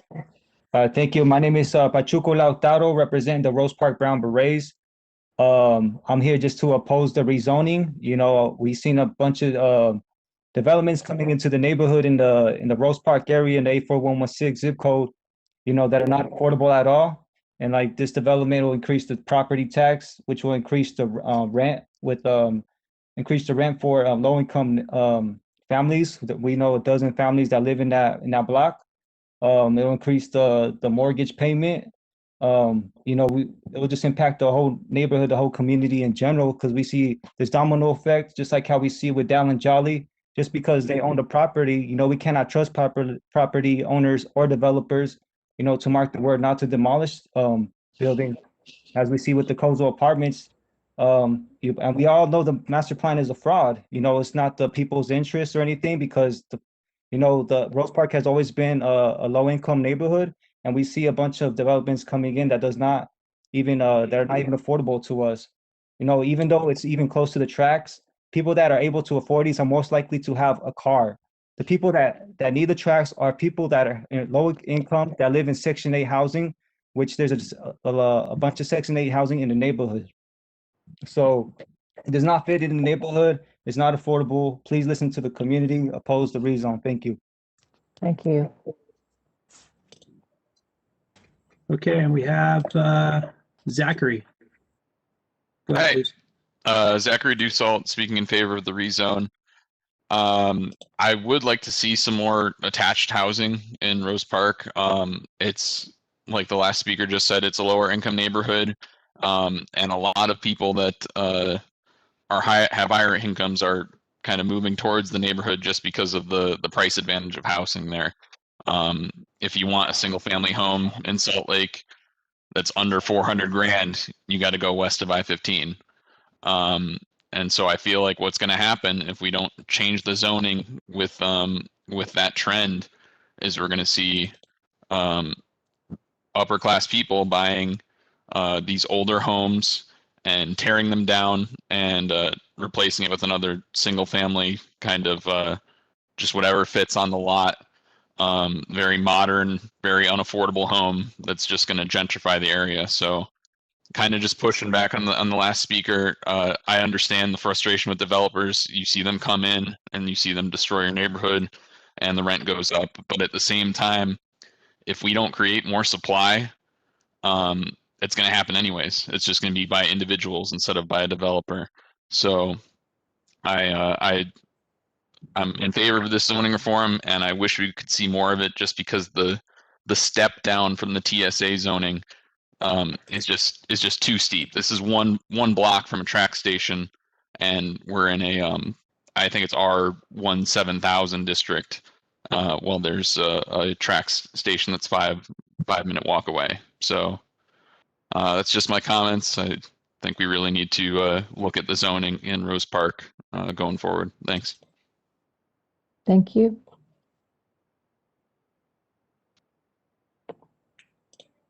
Madam Chair, we did receive an email. This is from Jesse Anderson. And it says, hello, I'm a Salt Lake City resident and I am opposed to the rezone for the Nielsen Estates. It will not be affordable to the community in that neighborhood and will increase property taxes. So this will push rent higher and push low income tenants out. These people make up the majority of the neighborhood. I think this will do more damage to our city by displacing people in the long run. And I believe that is all of the comments. I do not see any more hands raised.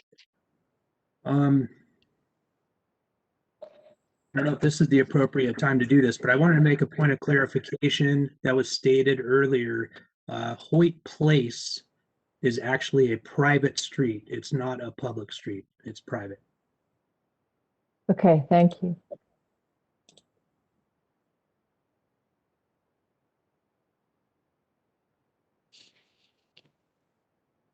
Okay, I'm going to go ahead and close the public hearing and bring it back to the Planning Commission for discussion. I have a comment and a question, and the question I meant to ask earlier, but I wasn't quick enough to unmute myself. The comments in the inbox reference some unresolved utility issues between the two developments. Could the staff or the petitioner address that? I'd be happy to chime in, and if Sitar wants to answer as well, that'd be great. So yeah, those are largely related to potential for a subdivision. And again, it would make a better project if they're able to share utilities coming off of Hoyt Place, which, as Wayne mentioned, is a private street. It would, could save them both money and be a better use of the land. All those things would be considered when the subdivision comes in and a planned development. We see the actual layout of any properties and how the houses and driveways and all that would be aligned.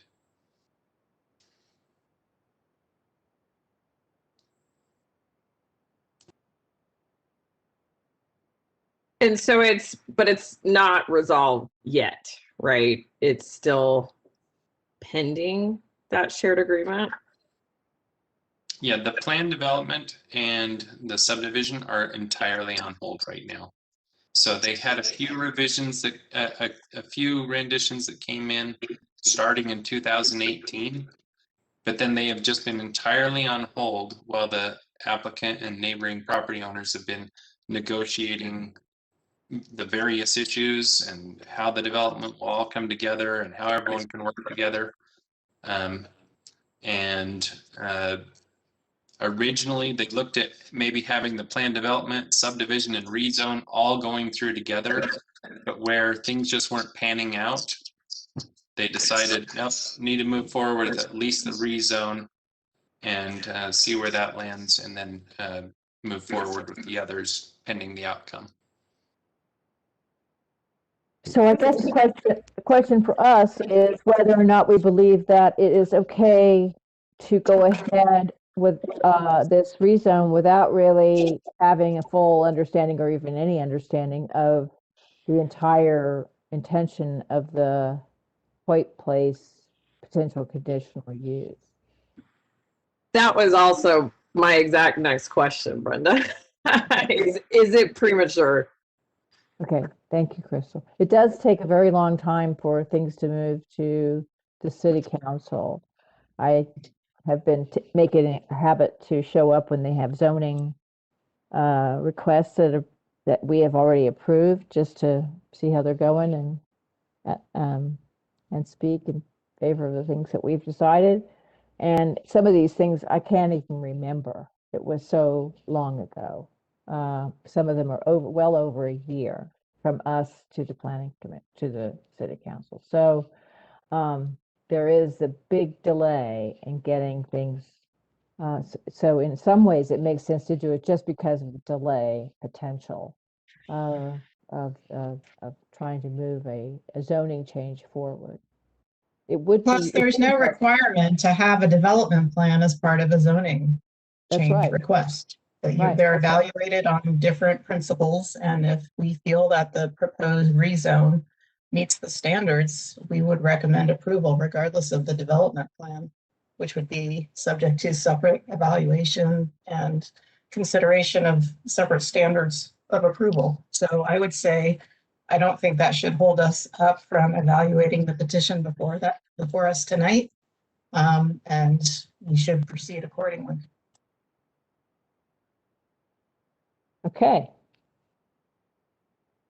If that is general consensus, can we have a motion in that direction? Well, can I ask one more question? Sure. Maybe I'm alone in this thought, but I mean, I love the idea of this cooperative development, but this is clearly a development that will raise property values as addressed. And is that in keeping with the master plan of promoting affordable housing? I mean, we know densification alone just isn't solving this problem. And of course, we don't have the tools before us to solve this problem right now, but I wonder if it is in fact cohesive with the master plan for that neighborhood when it's definitely going to make a significant change to that neighborhood. Maybe I'm alone in that thought, but it's the thing eating at me. Anything you build there will have an effect, and I don't think it's reasonable to leave a large area of vacant or underdeveloped land anywhere when we have high housing prices. So I think it's true that it may affect. Certainly, may not be affordable housing, but they will be housing. So. And somebody will be able to live there. And if it's increasing housing options and increasing supply, then I think the overall goals of providing more housing options are definitely met. I mean, we can't control market factors. That's outside of our purview. But I think we can. We do, by increasing supply, we do positively raise land value. I mean, that's the net result. Not We don't approve developments for that reason. We base it on the planning principles in the code. And if they meet those standards of approval, then that's what we consider. If the city council wants to amend the code and have an affordable housing requirement for every decision we make, then that's what we would do. But we can't take into account a lot of externalities that aren't set forth in the code.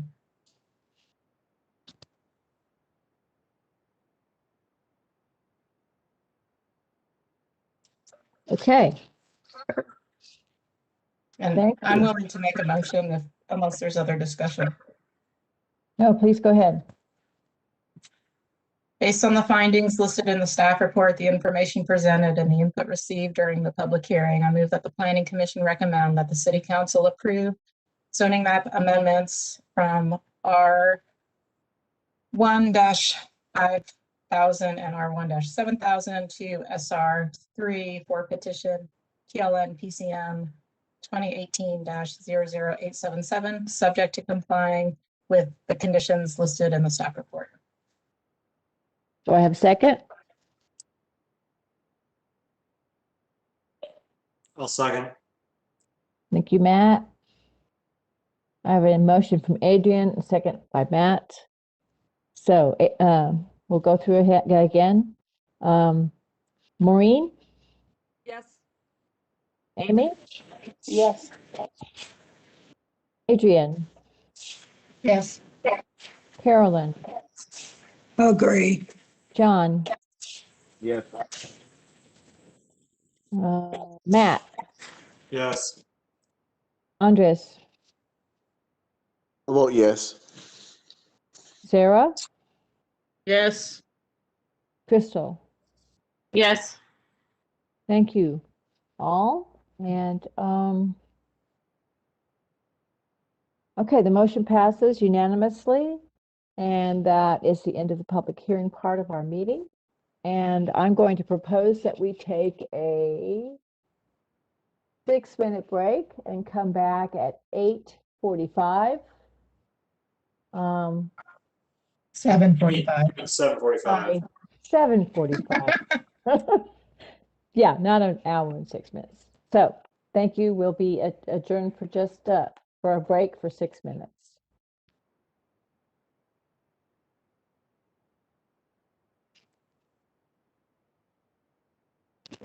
Oh, convenience.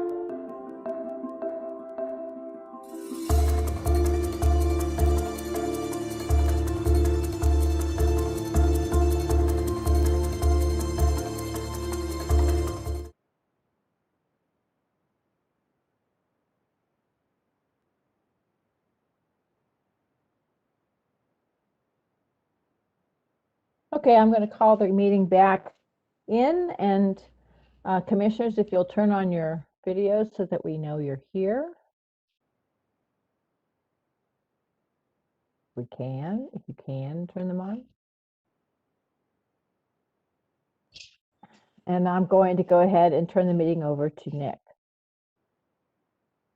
All right, thanks everybody. Hopefully you can see my screen. Yep. So this is something that we've actually been meaning to do for a while with the Planning Commission, and we finally have some downtimes on agendas, but also some of you may know that there was a law passed by the state legislature this year that requires planning commissions to have up to 4 hours of training.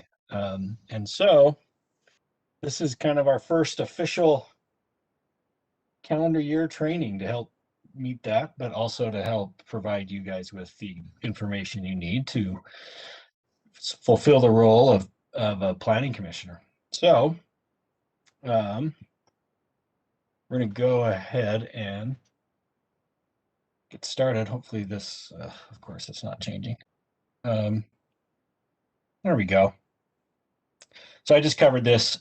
Tonight we're doing zoning 101, kind of orient you to the zoning, why we have it, and then some specifics about it, and give you a little bit of history on zoning in Salt Lake City, and then get into the difference between discretionary reviews and non-discretionary reviews. So hopefully it helps make good, solid decisions. I wanted to start with talking about our master plans, because oftentimes there is a lot of confusion about the difference between a master plan and zoning. A master plan under state code and city ordinance is a guide to help make decisions related to land use. So it doesn't establish property rights, it doesn't establish development potential or anything like that. It basically helps guide decisions related to establishing land use policy. It's intended to link growth with infrastructure so that we're growing in the places that can support it. And it's also used, although not as prevalent as maybe some of us would like, in budget decisions. So a number of things that relate to our master plans and how those are used. Implementing master plans is really relatively simple in concept. There's 4 things that we consider when we're establishing our priorities for implementing master plans. How much staff resources is it going to take, and who is that staff that has to do it? How much it's going to cost, how much time it's going to take, and the level of community support. And so we gauge these on each and everything that gets implemented. Doesn't mean just because one's low or one's high that we're not going to do it. It just helps us understand what to expect when we're going through a process. And zoning is important because I think the slide's out of order, but it's the primary tool that cities use to implement their land use plans. And so there's 2 parts to it: the rules, often called the code, the ordinance, the regulations. Rules are generally easier for people to understand what that means. And then a map that shows where the rules apply. Like I said, it's the primary tool to implement master plans. Under state code, our zoning code and master plans can do a lot of things and include a lot of different topics. Everything from air quality to transportation to housing, parks, you name it, we can put those things in our plans and our codes. There's generally 4 types of zoning codes. They're all listed here. They're use-based, which is the kind of the longest standing type of zoning. Metric-based, some are design standard-based, and then there's these context-based, which are typically called form-based codes. In Salt Lake City, we have elements of all 4 of those in our zoning ordinance. And some of those are for good reason. Some of them are holdovers from long-standing zoning policies, but we have a code that has all 4 of those characteristics in it. The rules, and you guys are pretty familiar with this. These are the setbacks, what uses are allowed, building heights, etc. And then we have the map. So this is the actual scanned original zoning map for Salt Lake City. So you can see that there's, I think, 6 different zoning districts, and our original zoning code was 20-ish pages long. Pretty simple. It was. What date was that? 1927. But you can certainly see the pattern of the city in those. Our corridors, the dark left on the darker color on the left side of the map is Redwood Road. You can see downtown, and you can even see Sugar House Business District there. One thing you probably can't see at this detail on the map is that most, if not, well, all of the city allowed at least a duplex on every single property at the time. outside of what was then the East Bench, so kind of the center, middle right of that image, is the only place where you were limited to 2-family dwellings or less. You could build boarding houses, hotels, apartments in every other location in the city except that one. This is today's zoning map. We went from 6 or 7 zoning districts up to 50 something, I think. You can kind of see, I think there's 2 glaring things that stand out of this map. One is when you think about the center line of the city, the north-south center line of the city, most people think of it as I-15 or State Street. It's actually Redwood Road. That's the center line of the city. So on the left side, you can see it's almost all industrial zoning. The M1 zone is the largest zoning district in the city, followed by the open space zone. Open space would probably pass the M1 zone if City Creek Canyon were actually zoned, but it's an unzoned part of the city. It's protected as a nature preserve under a different section of city code. There's some rhyme or reason to the colors that are used on zoning maps. This is particularly on Euclidean zoning maps. This is really common color schemes. The colors are important because it helps you get a quick idea of what's is allowed where. So for example, we can look at our zoning map, and if we see yellow, we know it's residential. And so it gives us a really good idea of what's going on. Obviously, green is open space, et cetera. And this is pretty consistent across zoning maps throughout the country. The naming of the zoning districts also gives us an idea, and there's rhyme or reason to this as well. Each one of those letters and numbers actually means something. So an R in our zoning code, when it's part of a heading, will always stand for residential. C is always commercial, and you can kind of see what those are here. The residential zones, the 1 will be the number of units allowed per lot, and then the bigger number, 5,000, is the minimum lot area per dwelling. So minimum, it's a little different in the RMF, where that 30 number is actually the building height. So it's a progressive scale of density in the RMF zones, and so it'd be really hard to add a number there. And so it's just the building height there. There is a difference in how building height's measured in the single family zone versus every other zone in the city, something that people forget. But in the single family zone, it's measured to the peak of the tallest point of the roof. In every other zone, it's measured to a midpoint of, so if there's a pitched roof, it's going to be measured to the midpoint. So it is possible in the RMF 30 zone to have a building that's 35 or taller feet, because we measure it to the midpoint. And so it'll be based on the pitch of that roof. The colors are also based on intensity, and the easiest way to think about intensity is the level of busyness it is. So the lighter the color, generally the less busy it is, the less less the impacts tend to be, and the smaller the size.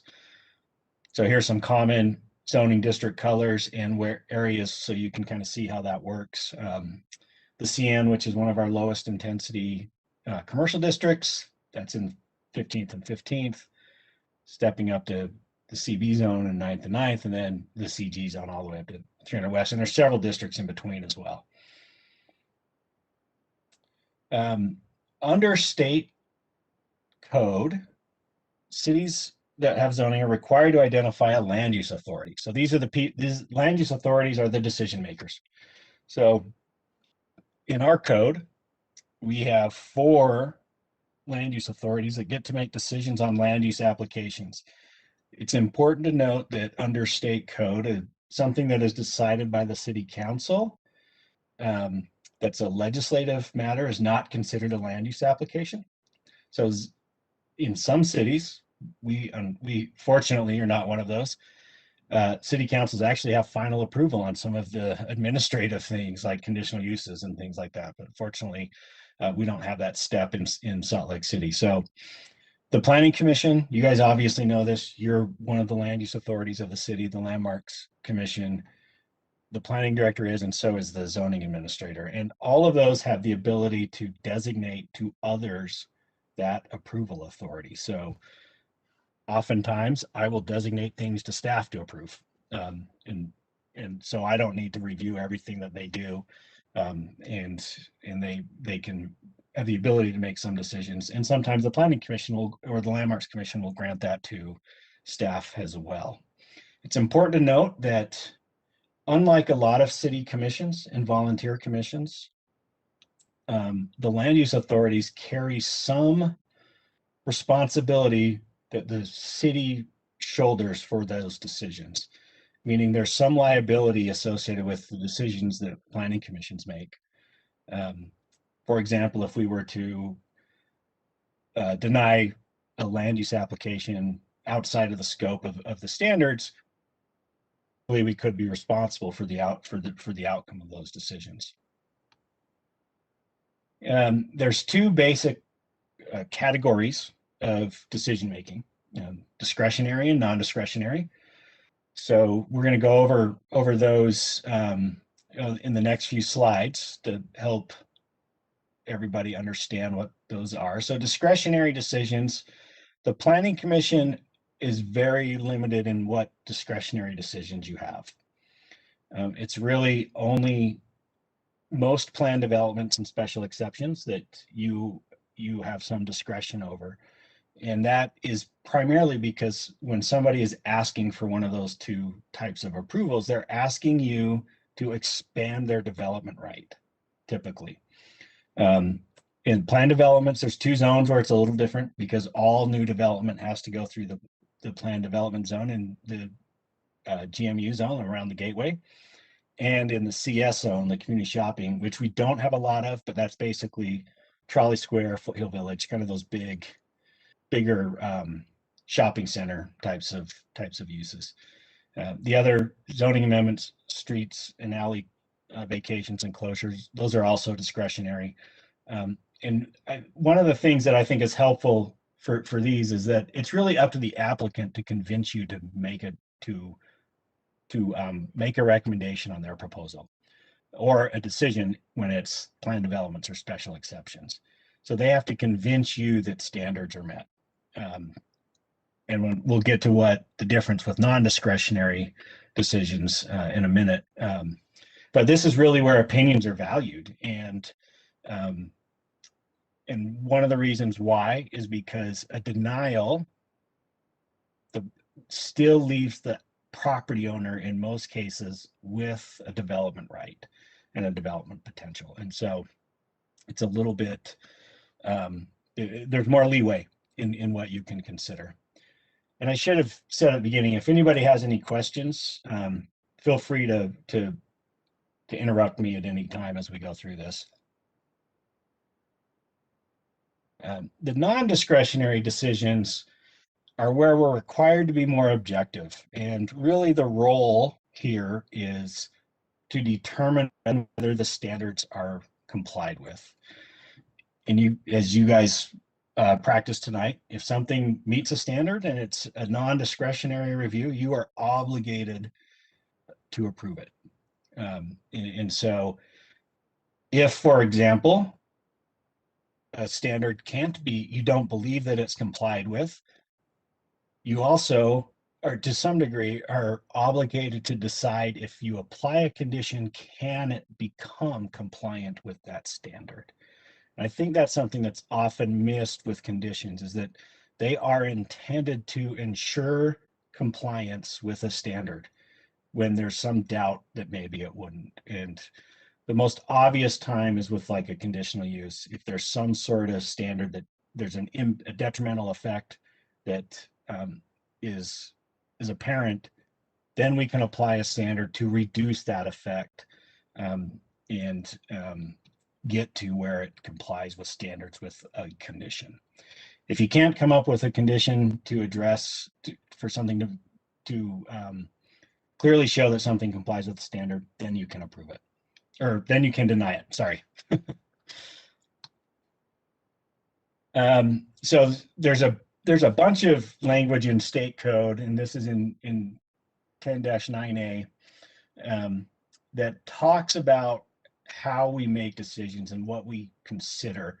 And we don't expect, obviously, with the exception of commissioners that practice land use law or have experience with it, we don't expect people to really understand and know the state code. We try to interject that into our staff reports when we're considering what our code means and how to apply it. So state code basically says we have to use the plain language of the code, and we have to consider the entire regulation when we're doing that. And so if we have a paragraph that has 3 or 4 sentences, we have to consider those 3 or 4 sentences together. State code also says that we have to interpret our code to favor the land use application if there is some sort of vagueness in it. And so we have, and a lot of people don't agree with this part, but we are a very property rights driven state. And, we have to follow these things that get put into state code. I will say that a lot of this is based on case law. So it isn't just the state legislature trying to ram through development. It's also the results of court cases that have ruled these. And so there's some validity to a lot of the stuff that is in the state code. The land use applicant themselves, they're entitled to a couple of things. One, if their application is complete, we have to make a decision on it. There's time frames. There's actually time frames on land use applications in state code that do conflict with some of our regulations in our code. So for example, once an application is complete, a land use applicant can request a decision within 45 days. And as many of you know, we also have a city requirement that some land use applications go through a 45-day early engagement period. So we have to balance that out quite frequently with applicants. And we have, to my knowledge, we have yet to have anyone claim that 45-day decision making. And if they did, we probably would have to, the state code will obviously always trump any conflict in city code, so we'd have to follow that. A land use applicant also is entitled to approval. This gets to what I was saying earlier, if the standards are complied with or the impacts can be reduced. There are 2 exceptions to that. The first is really almost is a very narrow window where it says if there's a compelling countervailing public interest that would be jeopardized by the approval. There's not a lot of examples of where this has legally happened. There's examples where cities have denied something and there's been no identified compelling countervailing public interest. And then 2, if the city has initiated a process to amend the applicable zoning regulations. So for example, and that's limited to 180 days from the time initiated. We can hold applications if we're within that 180-day period, pending the outcome of a zoning change. It's very rare that we would do that. I think we've only done that once in recent memory, and that's with the TSA zone when we made some changes back in 2017 or 2018, whenever that was.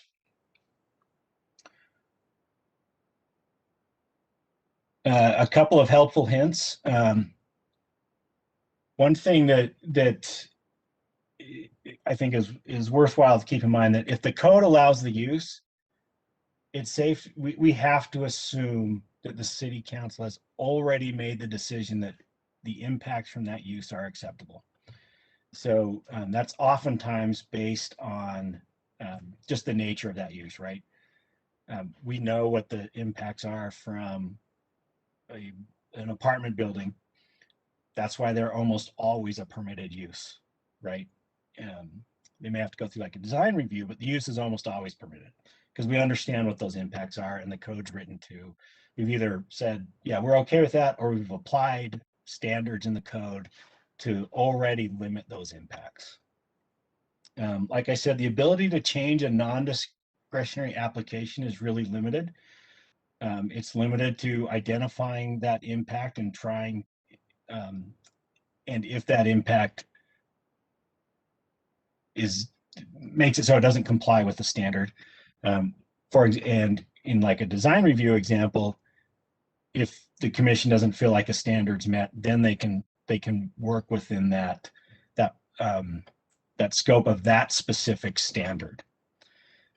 The type of input that you guys can consider really has to be related to the standards. You often will hear things like, this is going to destroy our neighborhood, or this is going to make it impossible to get down the street or to drive through the neighborhood, or something like that. And that's really not an objective comment, because it's opinion based. And so it's really hard to filter through all of the nature of the comments. That's why we're here. One of the reasons is to help with that. And it's also why when we go out, we want to be present when we're doing our public input early engagement period, so that we can hear the comments and try to understand what's behind the comments in the meeting, so that we can incorporate those into a staff report. And finally, on non-discretionary, it really doesn't matter if somebody likes it or not. It's really, does it meet the standards? And so we may not like something. This actually happens with our staff all the time, where we'll get a proposal and staff does not like it at all, but it meets the standards. And so there's really not much even that we can do at that level. Sometimes we will try to negotiate with an applicant to make it so that it's maybe better, and some applicants are willing to do that, but we can't substitute our own personal preferences for the standards. And so one of the things to think about, these are actual standards that we have in some of our non-discretionary processes in our code. And this is kind of a little bit of a quiz. So to try to think if these standards are subjective or objective. So when you read that first standard, do you think it's subjective or objective? Same with the second, and going down. And so I can't remember if I have the next slide that gets into these. So here we'll go back to that, and I'll explain what my thoughts are on some of those. So subjective versus objective. A subjective standard is where it's very reasonable that people could have different interpretations of what it means and what the opinion is of somebody. An objective is generally more measurable, and reasonable people would tend to agree on what that means. And so it doesn't involve the personal preferences or anything like that. So if we were to go back to this slide, when I read that first bullet point about the mass and scale, the part that really makes this troublesome for me is those last three words. Has the mass, scale, and style been considered? Well, that's a pretty standard to say, yeah, we considered it, we just decided to do something else. That's not a very useful type of standard. That's one of our conditional use standards, by the way. The next one, access to the site doesn't unreasonably impact the service level. That's probably more measurable. We can look at that, and we could probably all discuss it and come up to some conclusion that whether or not it starts to impact the street. The primary entrances shall face the public sidewalk. That's pretty easy, right? That's pretty objective.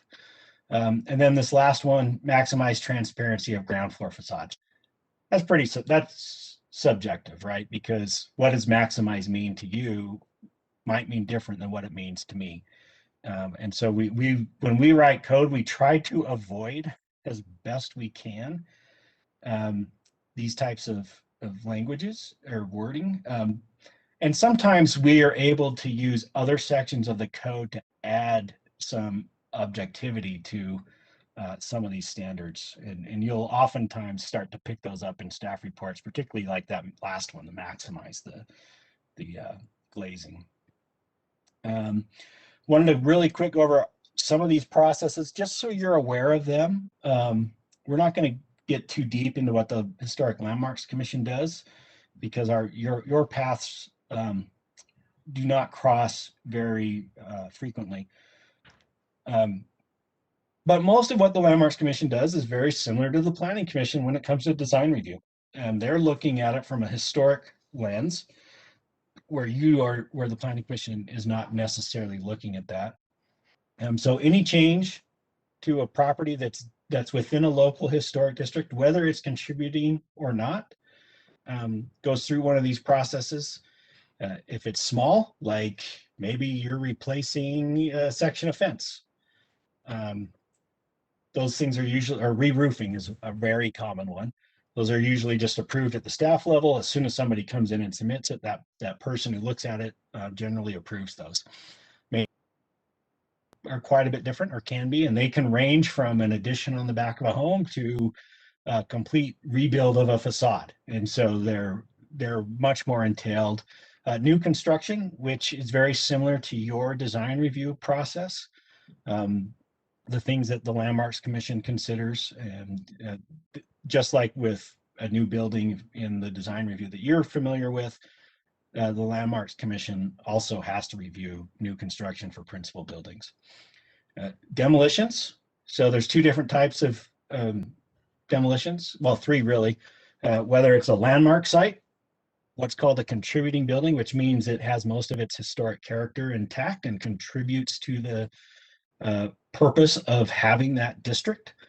And then there's non-contributing. So each one of those has a different level of review. So the non-contributing buildings are just staff levels approvals. There is a public notice for those. And then the demolition of contributing building has a set of standards that they have to demonstrate that they meet in order to be approved for demolition. And then if they're not, or if it's a landmark site, it has to go through what's called an economic hardship.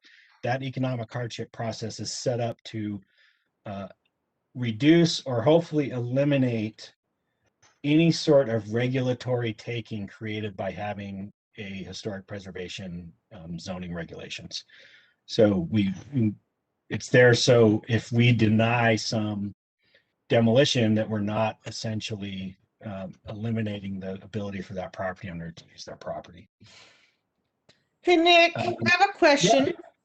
This is a bit of a tangent, but I'm going to ask it. So you said, because it's a landmark probably question, but still I'm curious. We have these historic areas, these historic districts, is that what you call them? At what point do new how far back do they how old do they have to be historic? And let me finish by saying we have such beautiful, spectacular neighborhoods that were built with mid-century homes that are now 70 years old, but I don't think any of them are historic, but I might be wrong. I'm just kind of curious, at what point would those trigger and maybe become historic districts? Creation of a historic district is very similar to a zoning change. In fact, it is a type of zoning change. The state code requires. Oops. Oops. Okay. So, so actually, what I know about this is that there are two types of zoning of historic districts. One is national and one is local. And local is local is actually more powerful than national. So the local planning has to do with the local historic landmark. Right. But for a historic building, from a federal perspective, it's usually like 50 years or older, or associated with an important person or some other significant event. Right. So you can propose a historic district. I mean, my house is a mid-century modern house in a neighborhood of mid-century modern houses, and I'm sure that if we decided we were going to have a historic district, then my house would be contributing, but probably my neighborhood would not want to do it because on a certain level, it restricts what you can do. For sure. I get that. I just wondered at what point, but I'm hearing 50 years generally, Yeah, and the neighborhood has to years. kind of rally. So I'm happy to, Oh, there's Nick. Sorry. There you I'm go. still here. Sorry, Nick. We kind of figured it out, but yeah, I'd still like to hear what you have to say. A bunch of sassy women commissioners. So it's just that way. I actually, Sarah, I know the state statute in extensive detail if you want me to tell you the process. And let's do that. Let's do that another time, Crystal, because I am curious. It's interesting to me. All right. Thanks, guys. It's impossible for a neighborhood to do it unless they have a 2/3 vote of the people, unless it's an initiative, essentially a petition initiated by the city government itself. Okay. I knew part of that, but thank you. All right. Thanks. So, yeah, so the criteria for designation, there's a handful of things that are based on the Secretary of the Interior's standards for creating historic districts. And so age is one of those factors. It's not the only factor though. And so it is possible that have local districts that are less than 50 years of age, and it's possible to designate landmark buildings that are less than 50 years if they provide some other certain things, like if they're associated with a very historic event, it could easily be designated that way. So yeah, it's a fun process. It's impacted greatly by a bill that was passed at the legislature this year. We'll get into at one of our next trainings about updates to our code that we're going to have to make. And one of those is a bill that basically limited this ability of cities to apply building design standards to single family, 2-family, and townhomes, with some exceptions. So there's some exceptions for existing historic districts that have already been adopted, and for neighborhoods that were primarily developed prior to 1950. So it's going to be a challenge to create local historic districts in neighborhoods that don't meet that, which I think is going to change the tactics of some cities as we move forward. But it's a very, Salt Lake City was pretty upset by that specific portion of that bill. Nick, I was marginally part of the negotiations on that bill for House Bill 98, and the city could still create a historic district, and then those you can't ever have design standards aren't applied. I mean, there's definitely wiggle room in how it was. Yeah, there's some limitations on basically property owners have to agree, and that's the hard part with that. And so we did negotiate a change in the date. Originally it was 1940, and we pointed out a number of our neighborhoods that would be eligible to be historic that were built after that, and they moved it to 1950.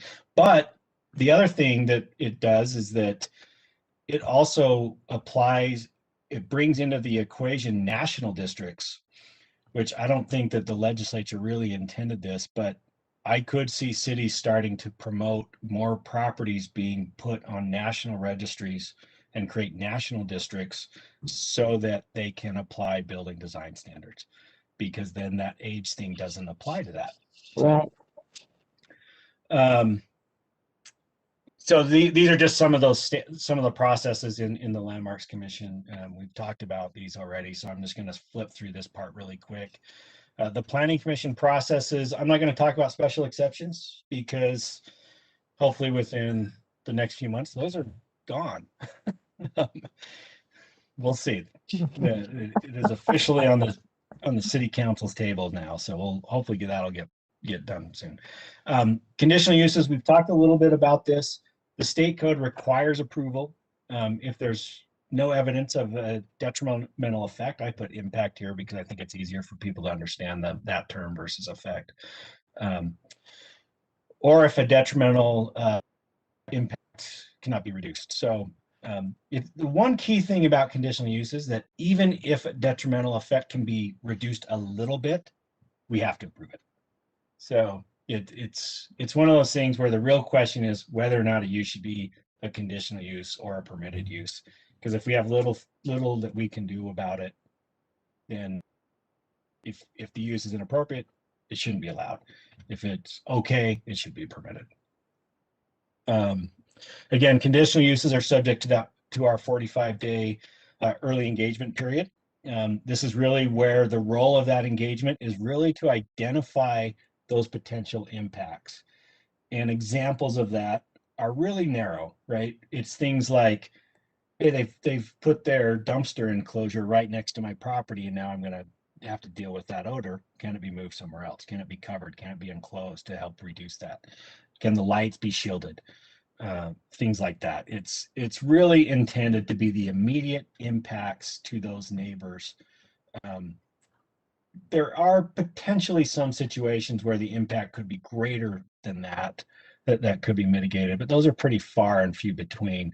One of the really hard parts about a conditional use is that the impact has to be related to the use on the property, and the use isn't necessarily responsible for something that may happen around the corner or a block away because of that presence of the use. And it's a very narrow line that we have to walk when we're talking about those things. So within this 45-day period, it's also when we do our internal department review. So we take advantage of that period of time. It's also when we mostly write, where we will write most of the staff report that we can, pending input from the community and from the departments. And then the Planning Commission has some required notice periods as well. And they also require a public hearing. One thing that a conditional use that's not in a residential zone or adjacent to a residential zone, we can actually approve at administrative hearings. So you guys never see those, but we don't do many of those anymore.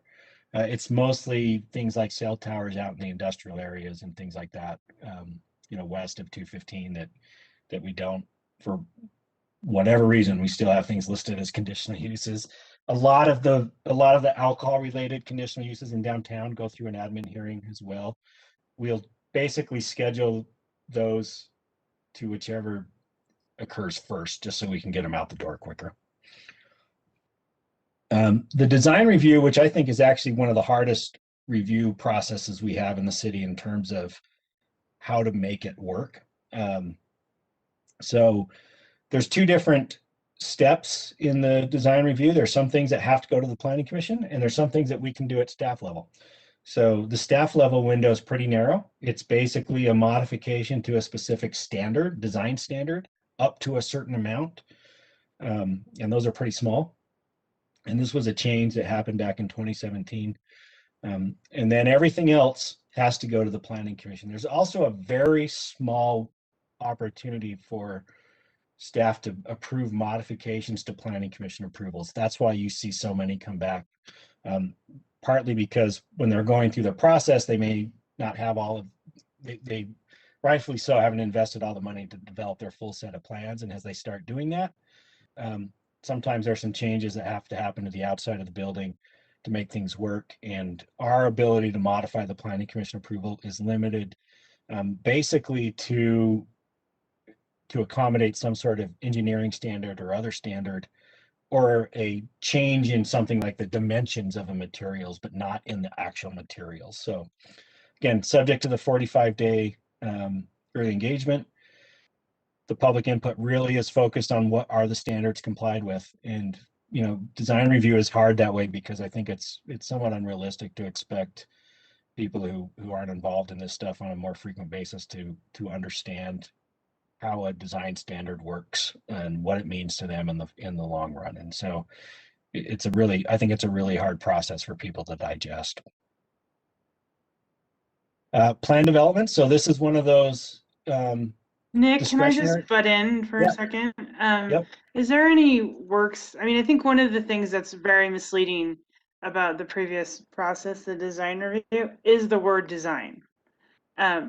Is there any effort on your end to try to clarify that a bit more for the public?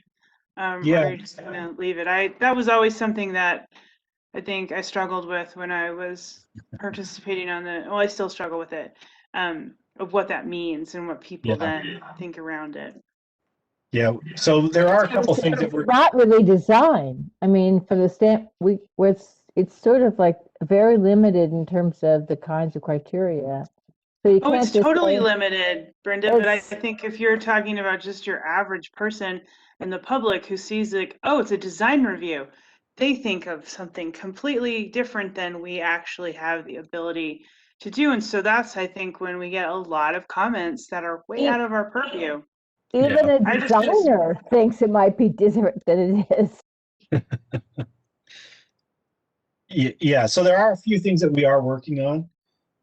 We are working on what we're calling kind of a guidebook that will kind of provide examples of how to meet the standards in the code and what is a desirable outcome versus non-desirable outcomes. It's just a guidebook, so it's not going to be something that, you know, if somebody does something that we think is undesirable, but still meets a standard, we obviously would have to accept that. But the idea behind it is to help people earlier on in the process, and this is mainly on the applicant side, to include things in the building that the whole point of the process is set up to try to achieve.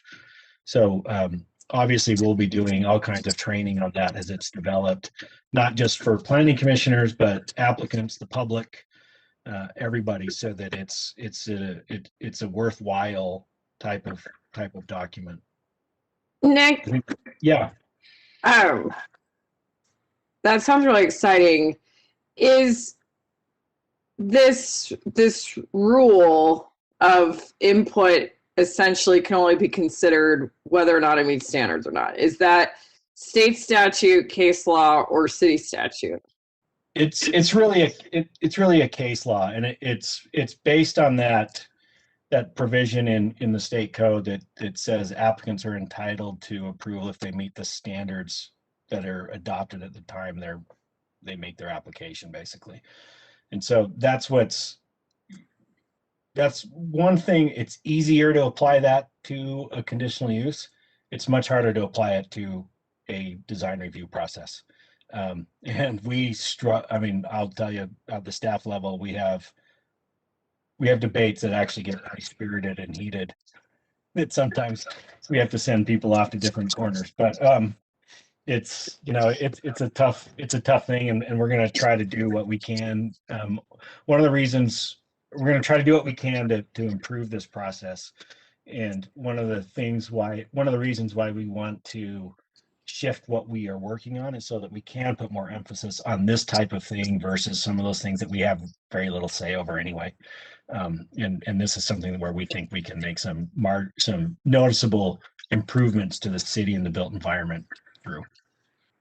I mean, your project alludes to this, so I'm sure this is probably one of those debates that your staff has. Limiting input to that level really raises significant white supremacy and privilege issues, because who has the education to be able to make such comments? You know, Crystal, I would say that the public can provide input as they see fit. What we have to consider is limited to the standards. So it's much better if we get input that's tied to what we're evaluating, because for reasons outlined in the state code as well as case law, public clamor isn't something that we can consider. It's not a basis for approval or denial. But the public can come and say whatever they want. It's just what we take into consideration when we make a decision. I want to just expound on Adrian's thoughts, because one of the reasons why I always would like more pertinent public comments is I always feel like people leave. I felt this way too prior to being on the planning commission. I would leave the planning commission meetings and just feel like they weren't listening to me. They're not paying attention. They don't care. But in reality, now that I'm on this side, there's just so much I can't even consider. And so the more we can help kind of guide those comments, they can say whatever they want, but for them to understand what are the ones that we can do something with, maybe the public will go away feeling a little bit better about the process. That's just, it's a fine line and it's a hard balance. But it's one that I've always struggled with when it comes to public interactions. Yeah, and one of the really hard parts about it too is that the public input is far more impactful when we're creating the rules than when we're applying the rules. But the hard part about that is that writing the rules is hard to grasp. It's hard to see and visualize what that means. We're actually working on putting together and trying to use it. We're evaluating a tool right now that allows us to actually create, when we're writing rules, 3D models of the rules so people can see it and they can understand what it means, and we can put some prototype buildings in the entire city if we wanted to show the change, the level of change, so people can start to have a more tangible understanding of what it means. It's really hard to look on a paper and say, what is a 65-foot tall building covering 60% of the lot? Most people would not be able to visualize that or understand what that means. So we're hoping that these tools help us do a better visual evaluation and analysis of zoning rules. And we think it will help people engage more because we can also tie it to an online engagement tool where people can navigate it on their own and then leave direct comments to something versus showing up in an open house and looking at a piece of paper and trying to decide if a new zoning district works in that neighborhood or not, which is unrealistic for people to really be able to digest and decide. So there's a bunch of things that we're doing behind the scenes that hopefully will make the decision-making and engagement process better at all levels as we go through our kind of reinventing what city planning means in Salt Lake. So getting back to plan developments, you guys are pretty familiar with this. So generally they have to demonstrate that there's some sort of public benefit. And I use that term very loosely because it's not really a benefit to the public. It's really are they implementing some sort of identified city goal? And those are outlined in code. Like I said, it's mostly discretionary except in the 2 zoning districts or the engagement period again. And this is something where the public input really is much more, can be much more varied. And the rule of thumb that I try to use with our staff and our staff uses is the proposal better than if the modifications were not approved? And we can, if we could get in the van and drive everybody around, we can show you things where it's worked well and things where it hasn't worked, and things where a plan development has been denied and it's maybe questionable about whether the outcome of following the code was actually better, which that is useful for us too, because it helps identify where we have deficiencies in our zoning code, and we can try to change the code so that doesn't happen again as resources allow us to do that. So all plan development. Yep, go ahead. I know you were using it as an example. Please do that with us. It was one of the most important lessons that I have learned on Planning Commission is when you did that. You showed us something we denied and they built it by right and it was so bad. So please do more of that. That's super impactful for me. So thank you. We've actually tried to do kind of a virtual one and it loses a lot of its meaning. It's not as useful as we put it together and kind of run it by our staff and other people. They're just kind of like, not really that interesting. Too hard to understand, too hard to know what's actually was changed or how it turned out. So it's definitely in person. What was that? We'll all be vaccinated soon. We'll be able to do this again, I would think. Hopefully sooner rather than later, right? So again, the thing about the plan development is that the Planning Commission does have the authority to modify almost every regulation in the code through that. There's 2 things. You can't increase density And you're limited in some zoning districts to increasing height by basically 5 feet to account for technical things, which is kind of a silly limit on what height can do. But And you again, can't change any use. I would say there are three things. and the use, that's right. You can't allow a use that's not otherwise allowed in the underlying zoning district. And you couldn't change one from conditional to permitted. So this plan we just looked at on Hoyt Place, that zoning district that we recommend approval has some restrictions regarding the frontages and how they have to face the street and how they have to be. So that's the kind of thing that we can change in a plan development situation. Correct. Yep. I think this might be my last slide. So the last thing I wanted to talk about were variances. I personally think that variances are the most misunderstood land use application that we deal with, because basically the general public thinks everything is a variance to the code, right? If we're looking at a design review for extra height, they think it's a variance, and they use the term to describe things that legally are not variances. But hang on, I need to drink water. But the purpose of a variance is to preserve a property right, basically, and it's very limited. And when it's used, we hardly do any variances, maybe 2 per year at most, I think. But they're generally there to ensure that the zoning doesn't essentially remove the development right of land. There's 5 standards in state code. All 5 have to be met. There's a couple of things that are really important that trip up most variances. Is that one, the situation can't be created due to the act of the property owner. So for example, if a property owner at some point in time decides to sell off a piece of their land, and so they now only have 5,000 square feet instead of 7,000 square feet, they can't seek a variance to get more lot coverage to account for that, because they chose to do that and they created the situation by themselves. And it also cannot be economic in nature, meaning it can't be just because the solution might be expensive is not a reason to grant a variance. So we can't approve a variance just because someone says, well, it's going to be really hard for me or really expensive for me to build this big foundation. And so we're like, yeah, sorry, it doesn't matter.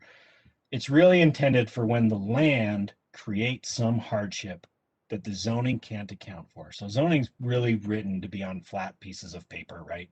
And we all know that that's not how the world is. And so we often have times where the land doesn't line up with that. And so steep slopes are one of those examples. So sometimes if somebody has a slope on their property that's super steep and they can't really build on it, they could seek a variance to move that building closer to a property line to address that. We have had situations in this city too, where we actually we've had a creek that runs right through the middle of somebody's property, and they couldn't meet, if they applied the front yard setback, their building would have been in the creek. And so we did approve the hearing officer actually approved a variance for that type of thing. So again, they're pretty rare and they don't happen very often. Nick, is that one we saw pretty recently because Rocky Mountain Power had those power lines, they needed a reduction in their front setback? Was that a variance too? If you saw it, it was not a variance. So a variance is approved by the appeals hearing officer, and they are basically legal experts on land use. And so they're appointed by the mayor to serve that role. We have 3 land appeals hearing officers. 2 of them are former planning commissioners, actually. So that's good because they understand zoning. And then, but anyway, yeah, that's where it is. So if you saw it, it was probably a plan development where they were trying to reduce a setback, and it probably was because they couldn't demonstrate that they had a hardship, and so they didn't qualify for a variance. So that is one of the reasons why we have that generates some plan developments, is that's their only real option to do what they want. And that's it. That's the end. So you officially have about 45 minutes of training a year. That's a full hour. We started at 8:45. Oh, okay. 45. Yeah, We'll that check counts the as an tape. hour. We'll check You're the rounding tape. Mark up. that down.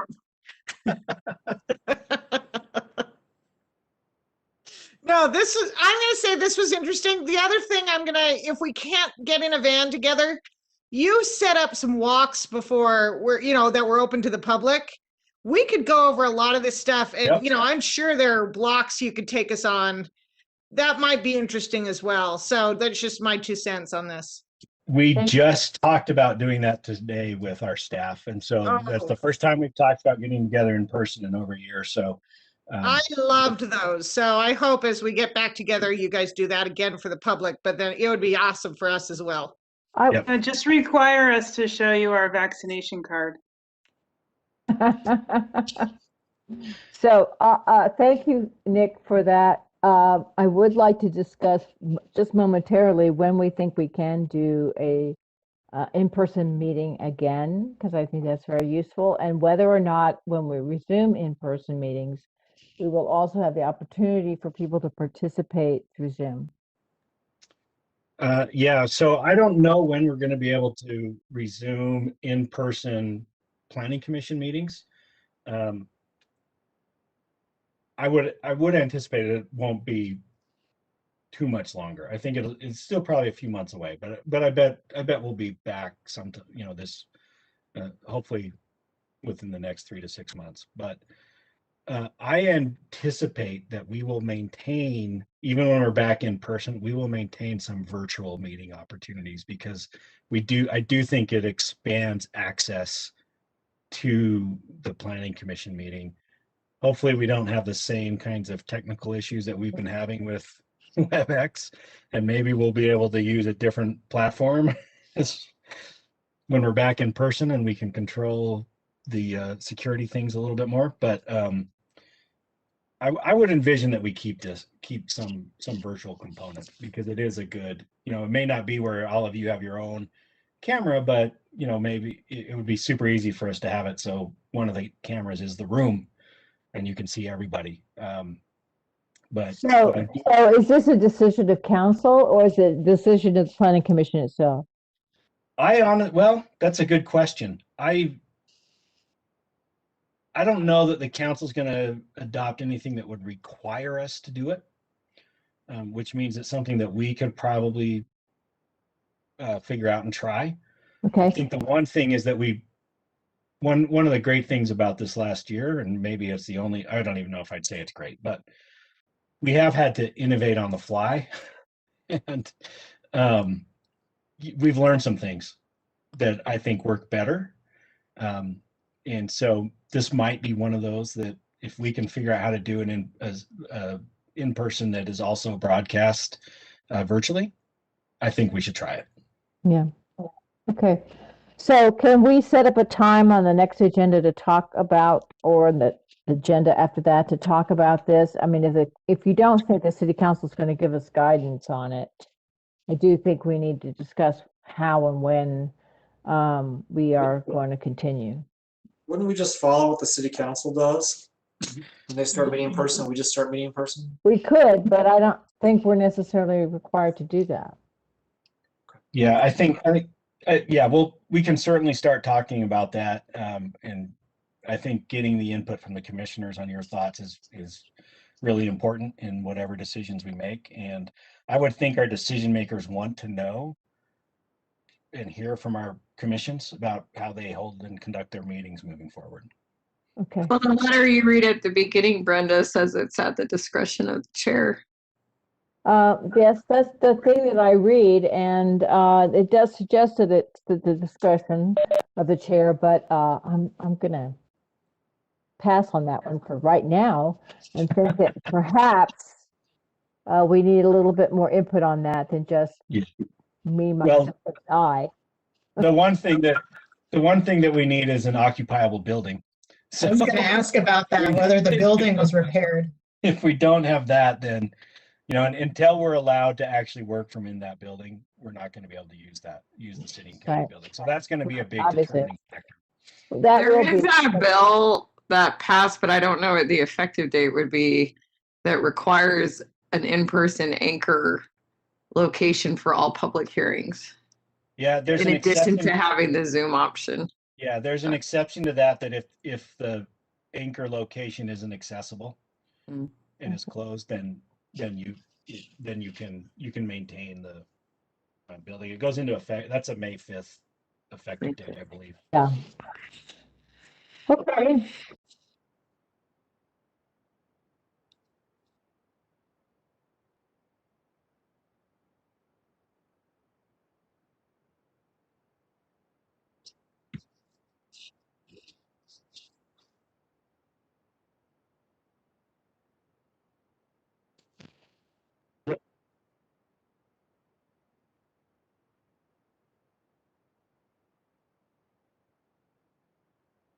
Okay.